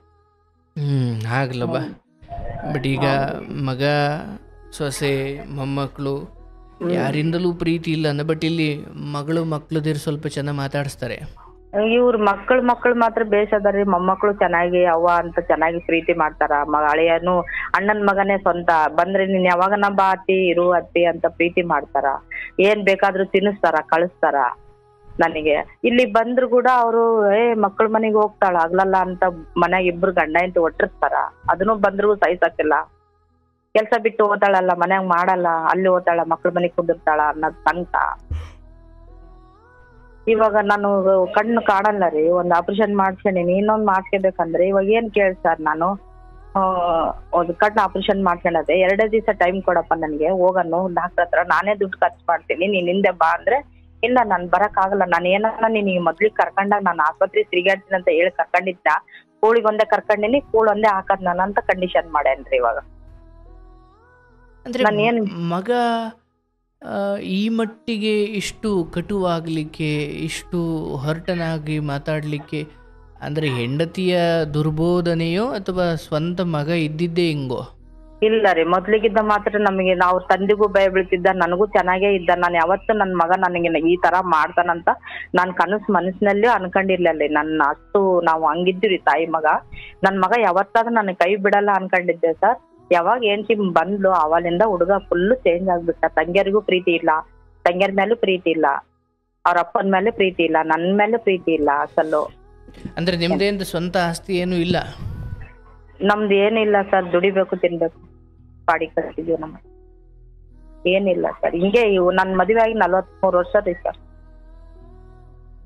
ಬಟ್ ಏನು ನಿಮ್ದು ಅಂತ ಸ್ವಂತ ಏನು ಮಾಡ್ಕೊಳ್ಳಿಲ್ವಾ ಆಗ್ಲಿಂದ? ಮಾಡ್ಕೊಳಕ್ ಅದೇ ರೀ, ಮಾಡ್ಕೊಳಕ್ ಅಂದ್ರಗಿನ್ನ ಸುಮ್ನೆ ಮನ್ಯಾಗ ಜಗಳಗಳು ಮಾತೈತ್ರಿ. ಅದು ಫ್ಲಾಟ್ ನಮ್ ತಾಯರ್ ಕೊಟ್ಟಿದ್ದಕ್ಕ ನಾವ್ ಹೋಗೋಣ ಏನಾರ ಮಾಡ್ಕೊಂಬನ ಅಂದಂಗೆಲ್ಲ ನನ್ ಮನೆಯವ್ರ ಜಗಳ ಮಾಡೋದು, ಹಿಂದಕ್ ಹಾಕೋದು, ಜಗಳ ಮಾಡೋದು, ಹಿಂದಕ್ ಹಾಕೋದು. ಹಿಂಗೆ ಆಗಿ ಆ ಫ್ಲಾಟ್ ಹಂಗೆ ಬಿತ್ತರಿ ಸರ್. ಇವ್ನು ನನಗೆ ಲಾಸ್ಟಿಗೆ ನನ್ ಕರ್ಕೊಂಡ ಮುಂದೆ ನೀನ್ ಮಾರಿದ್ರೆ ನನ್ ಮನ್ಯಾಗ 1 ಲಕ್ಷ ರೂಪಾಯಿ ತಗೊಂಡ್ ಕೊಟ್ರೆ ಬಾ, ಇಲ್ಲರ ಮನ್ಯಾಗ ಕಾಲಿಡ್ಬೇಡ ಅಂತ. ನಾನು ಅವಾಗ ಬೀದಿಗೆ ಮಕ್ಕಳ ಪರಿಸ್ಥಿತಿ ಬಂದಿತ್ತು. ಇನ್ನ ಹೋಗ್ಲಿ ಬಿಡು, ನನ್ ಮಗ ನನ್ ಚಪ್ಪಲಿ ಬಿಡಲ್ ಕುಂದಿರ್ಸಿದ್ರು, ಕೂಳ್ ಹಾಕಿದ್ರು ಊಟ ಮಾಡ್ತೀನಮ್ಮ, ಏನ್ ಮಾಡ್ಬೇಕು, ಇಂತ ಪರಿಸ್ಥಿತಿ ಐತೆ. ಮಕ್ಳು ಕೂಡ ನೀನಿಲ್ಲಮ್ಮ, ಮಗನ್ ತಲೆ ಹೋಗೋದು ಒಳ್ಳೇದು, ಕಷ್ಟನೋ ಸುಖನೋ ಅಲ್ಲೇ ಇರು ನಿನಗೆ ಅಂದ್ರು, ಕಳಿಸಿದ್ರು. ಹೋದೆ ಸರ್ ನಾನು. ಇವಾಗ ಸ್ವಲ್ಪ ದಿವಸ ಸ್ವಲ್ಪ ಹಂಗೆ ಇದ್ರು. ಇವಾಗಂತೂ ಪೂರ್ತಿ ನನ್ನಂದ್ರೆ ಸೇರಲ್ಲ. ಎಲ್ಲಾರು ಮಕ್ಳಿಗೆ ಕೂಡ ಪಾಠ ಕಲಿಸ್ಬಿಡ್ತಾರ, ಹಂಗ ಹಿಂಗ ಅಂತ. ಏನೋ ಅಂದ್ರೆ ಈಗ ನಿಮ್ಮ ಕೆಲಸದ ಸಮಯದಲ್ಲಿ ಕೆಲಸ ಮಾಡ್ತೀರಿ, ಮಿಕ್ಕಿನ ಸಮಯದಲ್ಲಿ ಏನು ಅಂದ್ರೆ ಎಲ್ಲೋ ಮೂಲೆಯಲ್ಲಿ ಕೂತ್ಕೋತೀರಾ ಅಥವಾ ಟಿವಿ ನೋಡ್ತೀರಾ ಅಥವಾ ಏನ್ ಮಾಡ್ತೀರಿ? ಅಂದ್ರೆ ಯಾರು ಮಾತಾಡ್ಸಲ್ಲ ಅಂದ್ರೆ ಆ ಸಮಯದಲ್ಲಿ ಏನ್ ಮಾಡ್ತೀರಿ ನೀವು? ಯಾರು ಮಾತಾಡ್ಸೋದಲ್ಲ ಸರ್, ಮೊಬೈಲ್ ತಗೊಂಡಿನಿ ಸರ್. ಮೊಬೈಲ್ನಾಗ ನಾನು ಇಲ್ಲ ನೋಡ್ಕೊಂತೀನಿ ಸರ್, ಸೀರಿಯಲ್ಗಳು ನೋಡ್ಕೊಂತೀನಿ. 6 ಗಂಟೆಯಿಂದ ಹೊಲಿತೀನಿ ಸರ್, 5:30 ಎದ್ಬಿಡ್ತೀನಿ. 6 ಗಂಟೆಯಿಂದ ಮೊಬೈಲ್ ನೋಡ್ಕೊಂಡು ಸೀರಿಯಲ್ ನೋಡ್ಕೊಂಡು, ಏನೋ ನಮ್ ಫ್ರೆಂಡ್ ಸ್ವಲ್ಪ ಏನನ್ನ ಬಂದ್ರೆ ಕರೆದ್ರೆ ಒಂದು ಅರ್ಧ ಗಂಟೆ ಹೋಗಿ ಬರ್ತೀನಿ ಸರ್. ಮತ್ತೆ ಮನ್ಯಾಗ 8 ಗಂಟೆಗೆ ಊಟ ಮಾಡ್ತೀನಿ. ನನ್ನ ಪಾಡಿಗೆ ನಾನು ಇದ್ದಿದ್ದೇನೋ ಗುರು ಕೊಟ್ಟಿದ್ದು ಊಟ ಮಾಡ್ತೀನಿ, ಬಂದ್ ನನ್ನ ಪಾಡಿಗೆ ನಾನು ಕೆಳಗೆ ಇದ್ದು ಬಿಡ್ತೀನಿ ಸರ್. ಅವ್ರಿಗೆ ಊಟಕ್ಕೆ ಕರೆಯಂಗಿಲ್ಲ, ಎದ್ದಕ್ಕೂ ಕರೆಯಲ್ರಿ ಅವ್ರು, ನನ್ನ ಅದಕ್ಕೂ ಕರೆಯಲ್ಲ, ನನ್ ಕೇರ್ ಮಾಡಲ್ರಿ. ನನ್ನ ಬಂದ್ ಉಂಡೆ ಅನ್ನಂಗಿಲ್ಲ, ತಿಂದೆ ಅನ್ನಂಗಿಲ್ಲ, ಏನಮ್ಮ ಊಟ ಆಯ್ತು ಅನ್ನಂಗಿಲ್ಲ, ಬಾ ಊಟ ಮಾಡೋಣ ಅನ್ನಂಗಿಲ್ಲ, ಏನಿಲ್ಲ. ಅಷ್ಟು ಸುಮ್ನೆ ಕಾಟಾಚಾರಕ್ಕೆ ಇದೀನ್ರಿ ಸರ್ ಅಲ್ಲಿ ಅಷ್ಟೇ. ಆಟಕ್ಕುಂಟು ಲೆಕ್ಕಕ್ಕಿಲ್ಲ ಅಂತ ಜೀವನ ಮಾಡಕ್ ಹಚ್ಚಾರಿ ನನಗೆ. ಒಂದು ಈ ನಿನ್ನ ಗಂಡ ಮಾಡಿದ ಅನಾದಿ ಕಾಲದಿಂದ ಮಾಡಿದ ಎಡವಟ್ಟುಗಳು ನಿನ್ನ ಮನೆಯನ್ನು ತಂದು ಇಲ್ಲಿಗೆ ನಿಲ್ಸಿದೆ, ಇಲ್ಲಿ ನಿಂದಿರ್ಸಿದೆ. Correct sir, correct. ಅಂದರೆ ಆಯಿತು, ಸೊಸೆ ಮಗ ಏನು ಮಾಡ್ತಿದ್ದಾರೆ ಅವಶ್ಯವಾಗೋದು ಧರ್ಮ ಅಲ್ಲ ಅಥವಾ ಅದು ಒಳ್ಳೇದಲ್ಲ, ಅದ್ರ ಬಗ್ಗೆ ಮಾತಾಡ್ತೀನಿ. ಆದರೆ ಮನೆಯ ಯಜಮಾನನಾಗಿ ಒಬ್ಬ ತಂದೆಯಾಗಿ ಅಥವಾ ಬಂದ ಸೊಸೆಗೋ ಮಗನಿಗೋ ಎಲ್ಲರಿಗೂ ಆದರ್ಶಪ್ರಾಯರಾಗಿರಬೇಕಾದಂತಹ ಗಂಡ ನನಗಿಂತ ನಿಮಗೆ ಚೆನ್ನಾಗಿ ಗೊತ್ತು ಎಷ್ಟು ಅಸಭ್ಯವಾಗಿ ಬದುಕದ ಆತ ಅಂತ. ಅದೇ ರೀ ಸರ್, ಅವ್ರ ಹ್ಯಾಬಿಟ್ಗಳೇ ಹಂಗದವ್ರಿ ಸರ್. ಈಗ ಬಹುಶಃ ನಿನ್ನ ಮಗಳು ಅಥವಾ ನಿನ್ನ ಮೊಮ್ಮಕ್ಕಳು ಅಂದರೆ ಮಗಳ ಮಕ್ಕಳು ಇವ್ರಿಗೆಲ್ಲ ನೀನು ಬಹಳ ದೊಡ್ಡ ಪಾಠ ಹೇಳ್ಬೋದು. ಈ ವಿಚಾರವಾಗಿ ಕೂರಿಸ್ಕೊಂಡು ಮನೆಯ ಯಜಮಾನನಾಗಿದ್ದವನು, ಈಗ ನಿಮ್ಮ ಅಣ್ಣನ ಮಗನಿಗೆ ನಿಮ್ಮ ಮಗಳು ಕೊಟ್ಟಿದ್ದೀರಾ? ಸಾರಿ, ಯಾರವ ಅವರು? ನಮ್ಮ ಅಣ್ಣನ ಮಗನಿಗೆ ಕೊಟ್ಟಿರೋದ್ರ ಹುಡುಗಿನ. ಒಂದು ವೇಳೆ ಆತನೇ ನಿಮ್ಮ ಗಂಡನ ಥರ ಈಗಲಿಂದ ಚಟಕ್ಕೆ ದಾಸರಾದ್ರು ಅಂದ್ಕೊಳ್ಳಿ ಸುಮ್ಮನೆ, ನಾಳೆ ನಿನ್ನ ಮನೆ ಏನಾಯ್ತು ಅವ್ರ ಮನೇನೂ ಅದೇ ಆಗುತ್ತೆ. ವ್ಯತ್ಯಾಸ ಏನು? ಅದು ನನ್ನ ಮನೆ ಆದರೂ ಅಷ್ಟೇ. ಯಾಕಂದರೆ ಮನೆಯ ಹಿರಿ ಅಂದರೆ ಒಂದು ಕುಡ್ಕೊಂಡು ಬಂದು ಸುಮ್ಮನೆ ಎಲ್ಲೋ ಮೂಲೆಯಲ್ಲಿ ಬಿದ್ದುಕೊಂಡ್ರೆ ತೊಂದರೆ ಇಲ್ಲ, ಬಾಯಿಗೆ ಬಂದಂಗೆ ಮಾತಾಡ್ಕೊಂಡು ಕೂತ್ಕೊಂಡ್ರೆ ಯಾವ ಸೊಸೆ ಯಾವ ಮಗ ಯಾರಾದರೂ ತಲೆ ಕೆಡುತ್ತಲ್ವನವ. ಅದಕ್ಕೆ ಕರ್ಕೊಂಡಿಲ್ರಿ ಆತನ ಮನ್ಯಾಗ. ಅವ್ರ ಬೇಡ ಅಂದ್ರೆ ಈಗೇನಾಯ್ತು, ಅಷ್ಟು ಕೂಗಾಡಿ ಕಿರ್ಚಾಡಿ ಅರ್ದು ಉರ್ಕೊಂಡು ಇವತ್ತು ಎಲ್ಲಿದಾರ ಅವರು? ಅದೇ ಪೇಸ್ ಅಂತಾರ್ರಿ ಅವ್ರ ಮನ್ಯಾಗ. ಇವ್ರು ಕೂಡ ಆತನ್ ಸೇರಲ್ಲ ರೀ, ಅವ್ರು ಆತ ಕೂಡ ಯಾಗ ಹುಡ್ಸಿದ ಮಗ ಕಟ್ಕೊಂಡು ಹೆಂಡತಿ ಇವ್ರಿಗೆಲ್ಲ ನಾನು ಆಗ ಬರ್ತಾ ಇಲ್ಲ ಅನ್ನೋಂಗಿದ್ದೀನಿ ಅಂದ್ರೆ ಮತ್ತೆ ನಾನು ಹಿಂಗೆ ಎಷ್ಟು ಕೆಡ್ತಾ ಬದುಕಿರ್ಬೇಕು ನಾನು? ಆಗಬಾರ್ದು ಅಂದರೆ ಈಗ ನಮ್ಮಪ್ಪ ನನಗೆಲ್ಲೂ ಆಸ್ತಿ ಕೊಟ್ಟಿಲ್ಲ, ನಮ್ಮಪ್ಪ ನನಗೆ ಕಾರ್ ಕೊಡಲಿಲ್ಲ, ಬಂಗ್ಲೆ ಕೊಡಲಿಲ್ಲ, ಈ ವಿಚಾರಕ್ಕೆ ಆಗಬಾರ್ದಿದ್ದಲ್ಲ, ವರ್ತನೆಗಳಿಂದ ಆಗಬರ್ತಿಲ್ಲ. ಅದೇ ವರ್ತನೆಯಿಂದನೇ. ಅದ್ರ ನಡುವೆ ಅವನು ತಿಂದು ಕೆಟ್ಟ, ಇನ್ನೊಬ್ಬ ಕುಡಿದು ಕೆಟ್ಟ, ಈಗ ನೀನೇನು ಮಾಡಿದೆ ಕೆಟ್ಟೆ. ಗಂಡನಿಗಾದ್ರೆ ಕಣಪ್ಪ ಆತ ಹಂಗೆ ವರ್ತಿಸ್ತಿದ್ರು ಅದಕ್ಕೆ ಹಿಂಗಾಯ್ತು ಅನ್ಬೋದು. ಅದ್ರ ನಿನ್ ಕತೆ ಏನು? ಯಾವ ಮಗನಿಗೋಸ್ಕರ ಮಧ್ಯರಾತ್ರಿವರೆಗೂ ಎದ್ದು ಬರೋ ತಕ್ಕ ಕಾದು ಆಮೇಲೆ ಜೊತೆ ಊಟ ಮಾಡಿ ಮಗನಿಗೆ ಹಾರೈಕೆ ಮಾಡಿ ಮಲಗುತ್ತಿದ್ದೋ ಅದೇ ಮಗ ಯಾಕೆ ಹಿಂಗೆ ಮಾತಾಡ್ತಿದ್ದಾನೆ? ಅದೇನು ದುರಂತ ಮುಂದೆ ಆತನಿಗೆ ಕಾದಿದೆಯೋ ಗೊತ್ತಿಲ್ಲ. ಆದರೆ ಇಲ್ಲಿ ನಿಮಗೆ ಈ ವಯಸ್ಸಿದೆಯಲ್ಲವ, ಇಷ್ಟು 60 ಆಸುಪಾಸಲ್ಲಿ ಬಂದಿದ್ದೀರಿ, ಮಗ ಸೊಸೆ ಯಾಕೋ ನಿಮ್ಮನ್ನು ಅಷ್ಟು ಆಸಕ್ತಿಯಿಂದ ಕಾಣ್ತಾ ಇಲ್ಲ, ಅಷ್ಟು ಆಧಾರ ಮಾಡ್ತಿಲ್ಲ ಅಂದಾಗ ನಿಮ್ಮ ಗಮನ ನೋಡವ, ಮೊಮ್ಮಕ್ಕಳು ಸೊಸೆ ಮಗ ಎಲ್ಲರೂ ಮೇಲ್ ಬಿದ್ದರೂ ಕೂಡ ಈ ಸಮಯದಲ್ಲಿ ನೀನೇ ಅವರಿಂದ ಸ್ವಲ್ಪ ದೂರ ಇರಬೇಕು. ಯಾಕಂದರೆ ವಯಸ್ಸಂಥದ್ದು ಕಾಡು ಬಾ ಅನ್ನುತ್ತೆ, ನಾಡು ಹೋಗು ಅನ್ನುತ್ತೆ. ಈ ಸಮಯದಲ್ಲಿ ಇವರೆಲ್ಲರ ಪ್ರೀತಿ ಸಿಕ್ಕರೆ ಎಲ್ಲರನ್ನೂ ಹಚ್ಕೊಂಡ್ಬಿಟ್ಟು ಬಿಟ್ಟು ಹೋಗ್ಬೇಕಾದ್ರೆ ದುಃಖ ಮನುಷ್ಯನಿಗೆ. ಅದಕ್ಕೆ ನಮ್ಮ ದೊಡ್ಡವರು ಏನು ಹೇಳ್ತಾರೆ, ಅಪ್ಪ ನೀನು 60-50 ಇಲ್ಲಿಗೆ ಬಂದ ತಕ್ಷಣವೇ ಸ್ವಲ್ಪ ಎಲ್ಲರಿಂದ ದೂರ ಇದ್ದು ಬದುಕಪ್ಪ. ಯಾಕೆ? ಈ ಸಾವು ಅನ್ನೋ ಗಳಿಗೆ ಬಂದಾಗ ಆ ದೇಹದ ನೋವಿನಿಂದ ಸತ್ತವರಿಗಿಂತ ಇವ್ರನ್ನೆಲ್ಲ ಬಿಟ್ಟು ಹೋಗ್ಬೇಕಲ್ಲ ಅನ್ನೋ ನೋವಿನಿಂದ ಸತ್ತವರೇ ಅಂದರೆ ಆ ನೋವಿದೆಯಲ್ಲ. ಹಾಗಾಗಿ ದೇವರು ಇವ್ರನ್ನೆಲ್ಲ ನಿನ್ನ ಮಗನಿಂದ ಪ್ರೀತಿ ಇಲ್ಲ, ಮೊಮ್ಮಕ್ಕಳಿಂದ ಪ್ರೀತಿ ಇಲ್ಲ, ಸೊಸೆಯಿಂದ ಪ್ರೀತಿ ಇಲ್ಲ. ದೇವರು ಏನು ಹೇಳ್ತಿದ್ದಾನೆ ಅಂದರೆ, ಅಮ್ಮ ನಿನ್ನನ್ನು ನಾನು ಅಂದರೆ ಯಮಧರ್ಮ ಬಂದು ನಿನ್ನನ್ನು ಆ ಸಾವಿನ ಪಾಶವನ್ನು ಹಾಕಿ ನಿನ್ನನ್ನು ಕರ್ಕೊಂಡು ಹೋಗಬೇಕಾದ್ರೆ ಅಯ್ಯೋ ನನ್ನ ಮಗ, ಅಯ್ಯೋ ನನ್ನ ಸೊಸೆ, ಅಯ್ಯೋ ನನ್ನ ಮೊಮ್ಮಕ್ಕಳು ಹಿಂಗೆ ಅನ್ನೋದು ಯಾವಾಗ? ಅವರಿಂದ ತುಂಬ ಪ್ರೀತಿ ಸಿಗ್ತಿದ್ರೆ. ಈಗ ಅದು ಏನೂ ಇಲ್ಲ ಅಂದಾಗ ಅಪ್ಪ ಬಾರಪ್ಪ ನನ್ನ ಕರ್ಕೊಂಡು ಹೋಗು ಅಂತ ನಾನೇ ಅವನಿಂದ ಹೋಗ್ತೀನಿ ಅಂದ್ರೆ ಆ ಮಮಕಾರ ಇದೆಯಲ್ಲವ, ನಂದು, ನಮ್ಮವರು, ನನ್ನ ಮೊಮ್ಮಗಳು, ನನ್ನ ಸೊಸೆ, ನನ್ನ ಮಗ, ನನ್ನಿದು, ಈ ನಂದು ಆ ಬಿಡಿಸ್ಕೊಳಕ್ಕೆ ಬಿಡಲ್ಲ ಅಷ್ಟು ಈಸಿಯಾಗಿ. ಎಷ್ಟೋ ಜನ ಅದಕ್ಕೆ ನಮ್ಮಲ್ಲಿ ಹೇಳ್ತಾರೆ, ಸತ್ತ ಮೇಲೂ ಪ್ರೇತ ಪಿಚಾಚಿಗಳಾಗಿ ಅಲ್ಲೇ ಯಾಕೆ ಸುತ್ತುತ್ತಾರೆ ಅಂದರೆ ಆ ಪ್ರೀತಿ ಮಮಕಾರ ಎಷ್ಟಿತ್ತು ಅಂದರೆ ಆ ಸಾವನ್ನು ಒಪ್ಕೊಳ್ಳೋಕೆ ತಯಾರಿಲ್ಲ ಅವರು. ಇಲ್ಲ ನಾನು ಇನ್ನೂ ಇವ್ರ ಜೊತೆ ಪ್ರೀತಿಯಿಂದ ಇರಬೇಕು ಅನ್ನುತ್ತೆ. ಯಮಧರ್ಮ ಹೇಳ್ತಾನೆ, ನಿನ್ನ ಸಮಯ ಬಂದ್ಬಿಟ್ಟಿದ್ಯಪ್ಪ ಬಾರವ್ವ ಅಂತ ಹೇಳಿದ್ರೆ, ಇಲ್ಲ ಮಗ ಸೊಸೆ ನಾನು ಇಷ್ಟು ಚೆನ್ನಾಗಿ ನೋಡ್ಕೊಳ್ತಾವ್ರೆ ನಾನು ಈಗಲೇ ಬರಲ್ಲ ಅನ್ನುವಷ್ಟು ಮಮಕಾರ. ಅದಕ್ಕೆ ನಿನಗೆ ಹೇಳ್ತೀನವ, ಈ ಸಮಯದಲ್ಲಿ ನಾನು ಆಶ್ರಮಕ್ಕೆ ಬಂದ ಯಾವುದೇ ತಾಯಿ ವಯಸ್ಸಾದವ್ರಿಗೆ ಹೇಳೋದು, ಈ ಸಮಯದಲ್ಲಿ ಯಾರೋ ಏನೋ ತಿನ್ನೋಕೆ ಕೊಡೋಕೆ ಬಂದರೆ ನಿಮಗೆ ಬೇಡಪ್ಪ ಮಕ್ಳಿಗೆ ಕೊಡು ಅನ್ಬೇಕು ನೀವು. ಅಂದರೆ ಯಾಕಂದರೆ ಈಗ ಊಟ ಕಡಿಮೆ ಮಾಡೋ ಸಮಯ, ಸ್ವಲ್ಪ ನಿದ್ದೆ ಕಡಿಮೆ ಮಾಡೋ ಸಮಯ, ಭಗವಂತನ ಕಡೆ ಗಮನ ಕೊಡೋ ಸಮಯ. ಈಗಲೂ ನಾನು ಅವ್ರು ಹಿಂಗಂದ್ರು ಇವ್ರು ಹಂಗಂದ್ರು ಆಯಿತು. ಇವಾಗ ನೀವು ಒಂದು 30-25ನೇ ವಯಸ್ಸಲ್ಲಿದ್ದಾಗ ಎಲ್ಲರ ಬಗ್ಗೆ ತಲೆ ಕೆಡಿಸ್ಕೊಂಡು ಅವ್ರು ಹಿಂಗಂದ್ರು ಇವ್ರು ಹಂಗಂದ್ರು ಅದು ಇದು ಅಂತ ಅನ್ನೋದು ವಯಸ್ಸು ಬೇರೆ. ಬಟ್ ಈಗಿರೋ ವಯಸ್ಸಿದೆಯಲ್ಲ, ಯಾರು ಏನು ಅಂದ್ಕೊಂಡ್ರು ನಿಮಗೇನೂ ಆಗಬೇಕಿದ್ದಿಲ್ಲ. ಈಗ ಎಷ್ಟೋ ಅಜ್ಜಿದಿರು ನಾನು ನೋಡಿದ್ದೀನವ, ನಿಮ್ಗಾದ್ರೆ ಮಗ ಮನೆ ಒಳಗಾದರೂ ಇರಿಸ್ಕೊಂಡವನೇ. ಎಷ್ಟೋ ತಾಯಂದಿರಿಗೆ ಅದೂ ಇಲ್ಲ, ಹೂ ಮಾರಿಕೊಂಡು ನಿಮಗಿಂತ ವಯಸ್ಸು 70-80 ವಯಸ್ಸಲ್ಲಿ ಹೂ ಮಾರಿಕೊಂಡು ಅಲ್ಲೆಲ್ಲೋ ಪುಟ್ಟ ಬಾತ್ ಮೇಲೆ ಮಲಗ್ಕೊಂಡು ಅಲ್ಲೆಲ್ಲೋ ಸ್ನಾನ ಮಾಡಿಕೊಂಡು ಒಂದೊಂದು ತುತ್ತಿಗೂ ಕೈ ಚಾಚಿ ಅಪ್ಪ ಏನಾದರೂ ಕೊಟ್ರಪ್ಪ ಅಂತ ಕೇಳಬೇಕಾದ್ರೆ ನಮಗನ್ಸೋದು 80ರ ವಯಸ್ಸಿನಲ್ಲಿ ಭಿಕ್ಷೆ ಬೇಡಿ ಬದುಕಬೇಕಾದ. ಅಂದರೆ ಈ ಕಡೆ ಸಾವೂ ಬರ್ತಿಲ್ಲ, ಈ ಕಡೆ ಯಾರು ಊಟಕ್ಕೂ ಕೊಡ್ತಿಲ್ಲ. ಇದೇನು ಪರಿಸ್ಥಿತಿ ಇದು? ಆದರೆ ನಿಮಗೆ ಅಷ್ಟೋ ಇಷ್ಟೋ ಏನು ಯಾರ ಒಂದು ಔಷಧಿಗೆ ಮಗ ಎಷ್ಟು ಕೊಡಪ್ಪ ಅಂತ ಕೇಳುವಷ್ಟು ಸ್ಥಿತಿಗೆ ಭಗವಂತ ನಿಮ್ಮನ್ನು ತಳ್ಳಿಲ್ಲವ. ಇಲ್ಲ ಸರ್. ಅಂದರೆ ನಾನು ಏನು ನಿಮಗೆ ನೆನಪು ಮಾಡ್ತಿದ್ದೀನಿ ಅಂದರೆ, ಗುರುಗಳೇ ನಮಗೆ ಅಥವಾ ನೋಡಪ್ಪ ನನಗೆ ಇಷ್ಟೆಲ್ಲ ನೋವಿದೆ ಅಂತ ಅನ್ನೋದಕ್ಕಿಂತ ಅಯ್ಯೋ ನನಗಿಷ್ಟೆಲ್ಲ ಒಳ್ಳೇದಿದೆ ಕಣಪ್ಪ ಅಂತ ನೆನಪು ಮಾಡಿಕೊಂಡ್ರೆ ಮನಸ್ಸು ಒಂಚೂರು ನೆಮ್ಮದಿ ಆಗುತ್ತೆ. ಯಾಕಂದ್ರೆ ನೋವು ಹೇಳ್ಕೊಂಡು ಕೂತ್ಕೊಂಡ್ರೆ ಅದು ಮುಗಿಯೋದ ಕಥೆನವ. ಮಗ ಹಿಂಗೆ ಮಾಡ್ದೆ, ಸೊಸೆ ಹಿಂಗೆ ಮಾಡಿದ್ಲು, ಅವ್ರು ಹಿಂಗೆ ಮಾಡಿದ್ರು, ಇವ್ರು ಹಂಗೆ ಮಾಡಿದ್ರು, ಅದು ಬೇರೆಯವ್ರಿಗೆ ಏನು ಮಾಡುತ್ತೋ ಇಲ್ಲೋ, ನಾನಂತೂ ಕೊರಗಿ 100 ದಿನ ಬದುಕಬೇಕಾದವನು 20 ದಿನಕ್ಕೆ ಹೊಂಟೋಗ್ಬೇಕಾಗುತ್ತೆ. ಹಾಗಾಗಿ ನೀವು ಈ ವಿಚಾರವನ್ನು ನೆನ್ಪಿಟ್ಕೊಳ್ಳಿ. ಹೌದು, ಎಷ್ಟೋ ಅಜ್ಜಿದಿರು ನಿಮಗಿಂತ 20-10 ವರ್ಷ ಜಾಸ್ತಿ ವಯಸ್ಸವ್ರು 70-80ರವರು ಅಲ್ಲೆಲ್ಲೋ ಒಂದು ಬಸ್ ಸ್ಟ್ಯಾಂಡಲ್ಲಿ ನಿಂತ್ಕೊಂಡು ಹೂ ಕಟ್ಕೊಂಡು ರಾತ್ರೆಲ್ಲ ಕಷ್ಟಪಟ್ಟು ಹೂ ಕಟ್ಕೊಂಡು ತಾಂಡೋಗ್ಬಿಟ್ಟು ಅಪ್ಪ ಹೂ ತಾಳ್ರಪ್ಪ ಹೂ ಮಾರ್ಕೊಂಡು ಬದುಕ್ತಿದ್ದಾರೆ. ಅವ್ರಿಗೇನು ಕಾಯಿಲೆ ಬಂದರೆ ತೋರಿಸೋರಿಲ್ಲ, ರಾತ್ರಿ ಮಳೆ ಬಂದರೆ ಮಲ್ಕೊಳ್ಳೋಕೆ ಜಾಗ ಇಲ್ಲ, ಒದ್ಕೊಳ್ಳೋಕೆ ಹೊದಿಕೆ ಇಲ್ಲ, ಏನಾದರೂ ಆದರೆ ಆಸ್ಪತ್ರೆಗೆ ತೋರಿಸೋರಿಲ್ಲ, ಉಂಡ ತಿಂದ ಅನ್ನೋರು ಯಾರೂ ಇಲ್ಲ.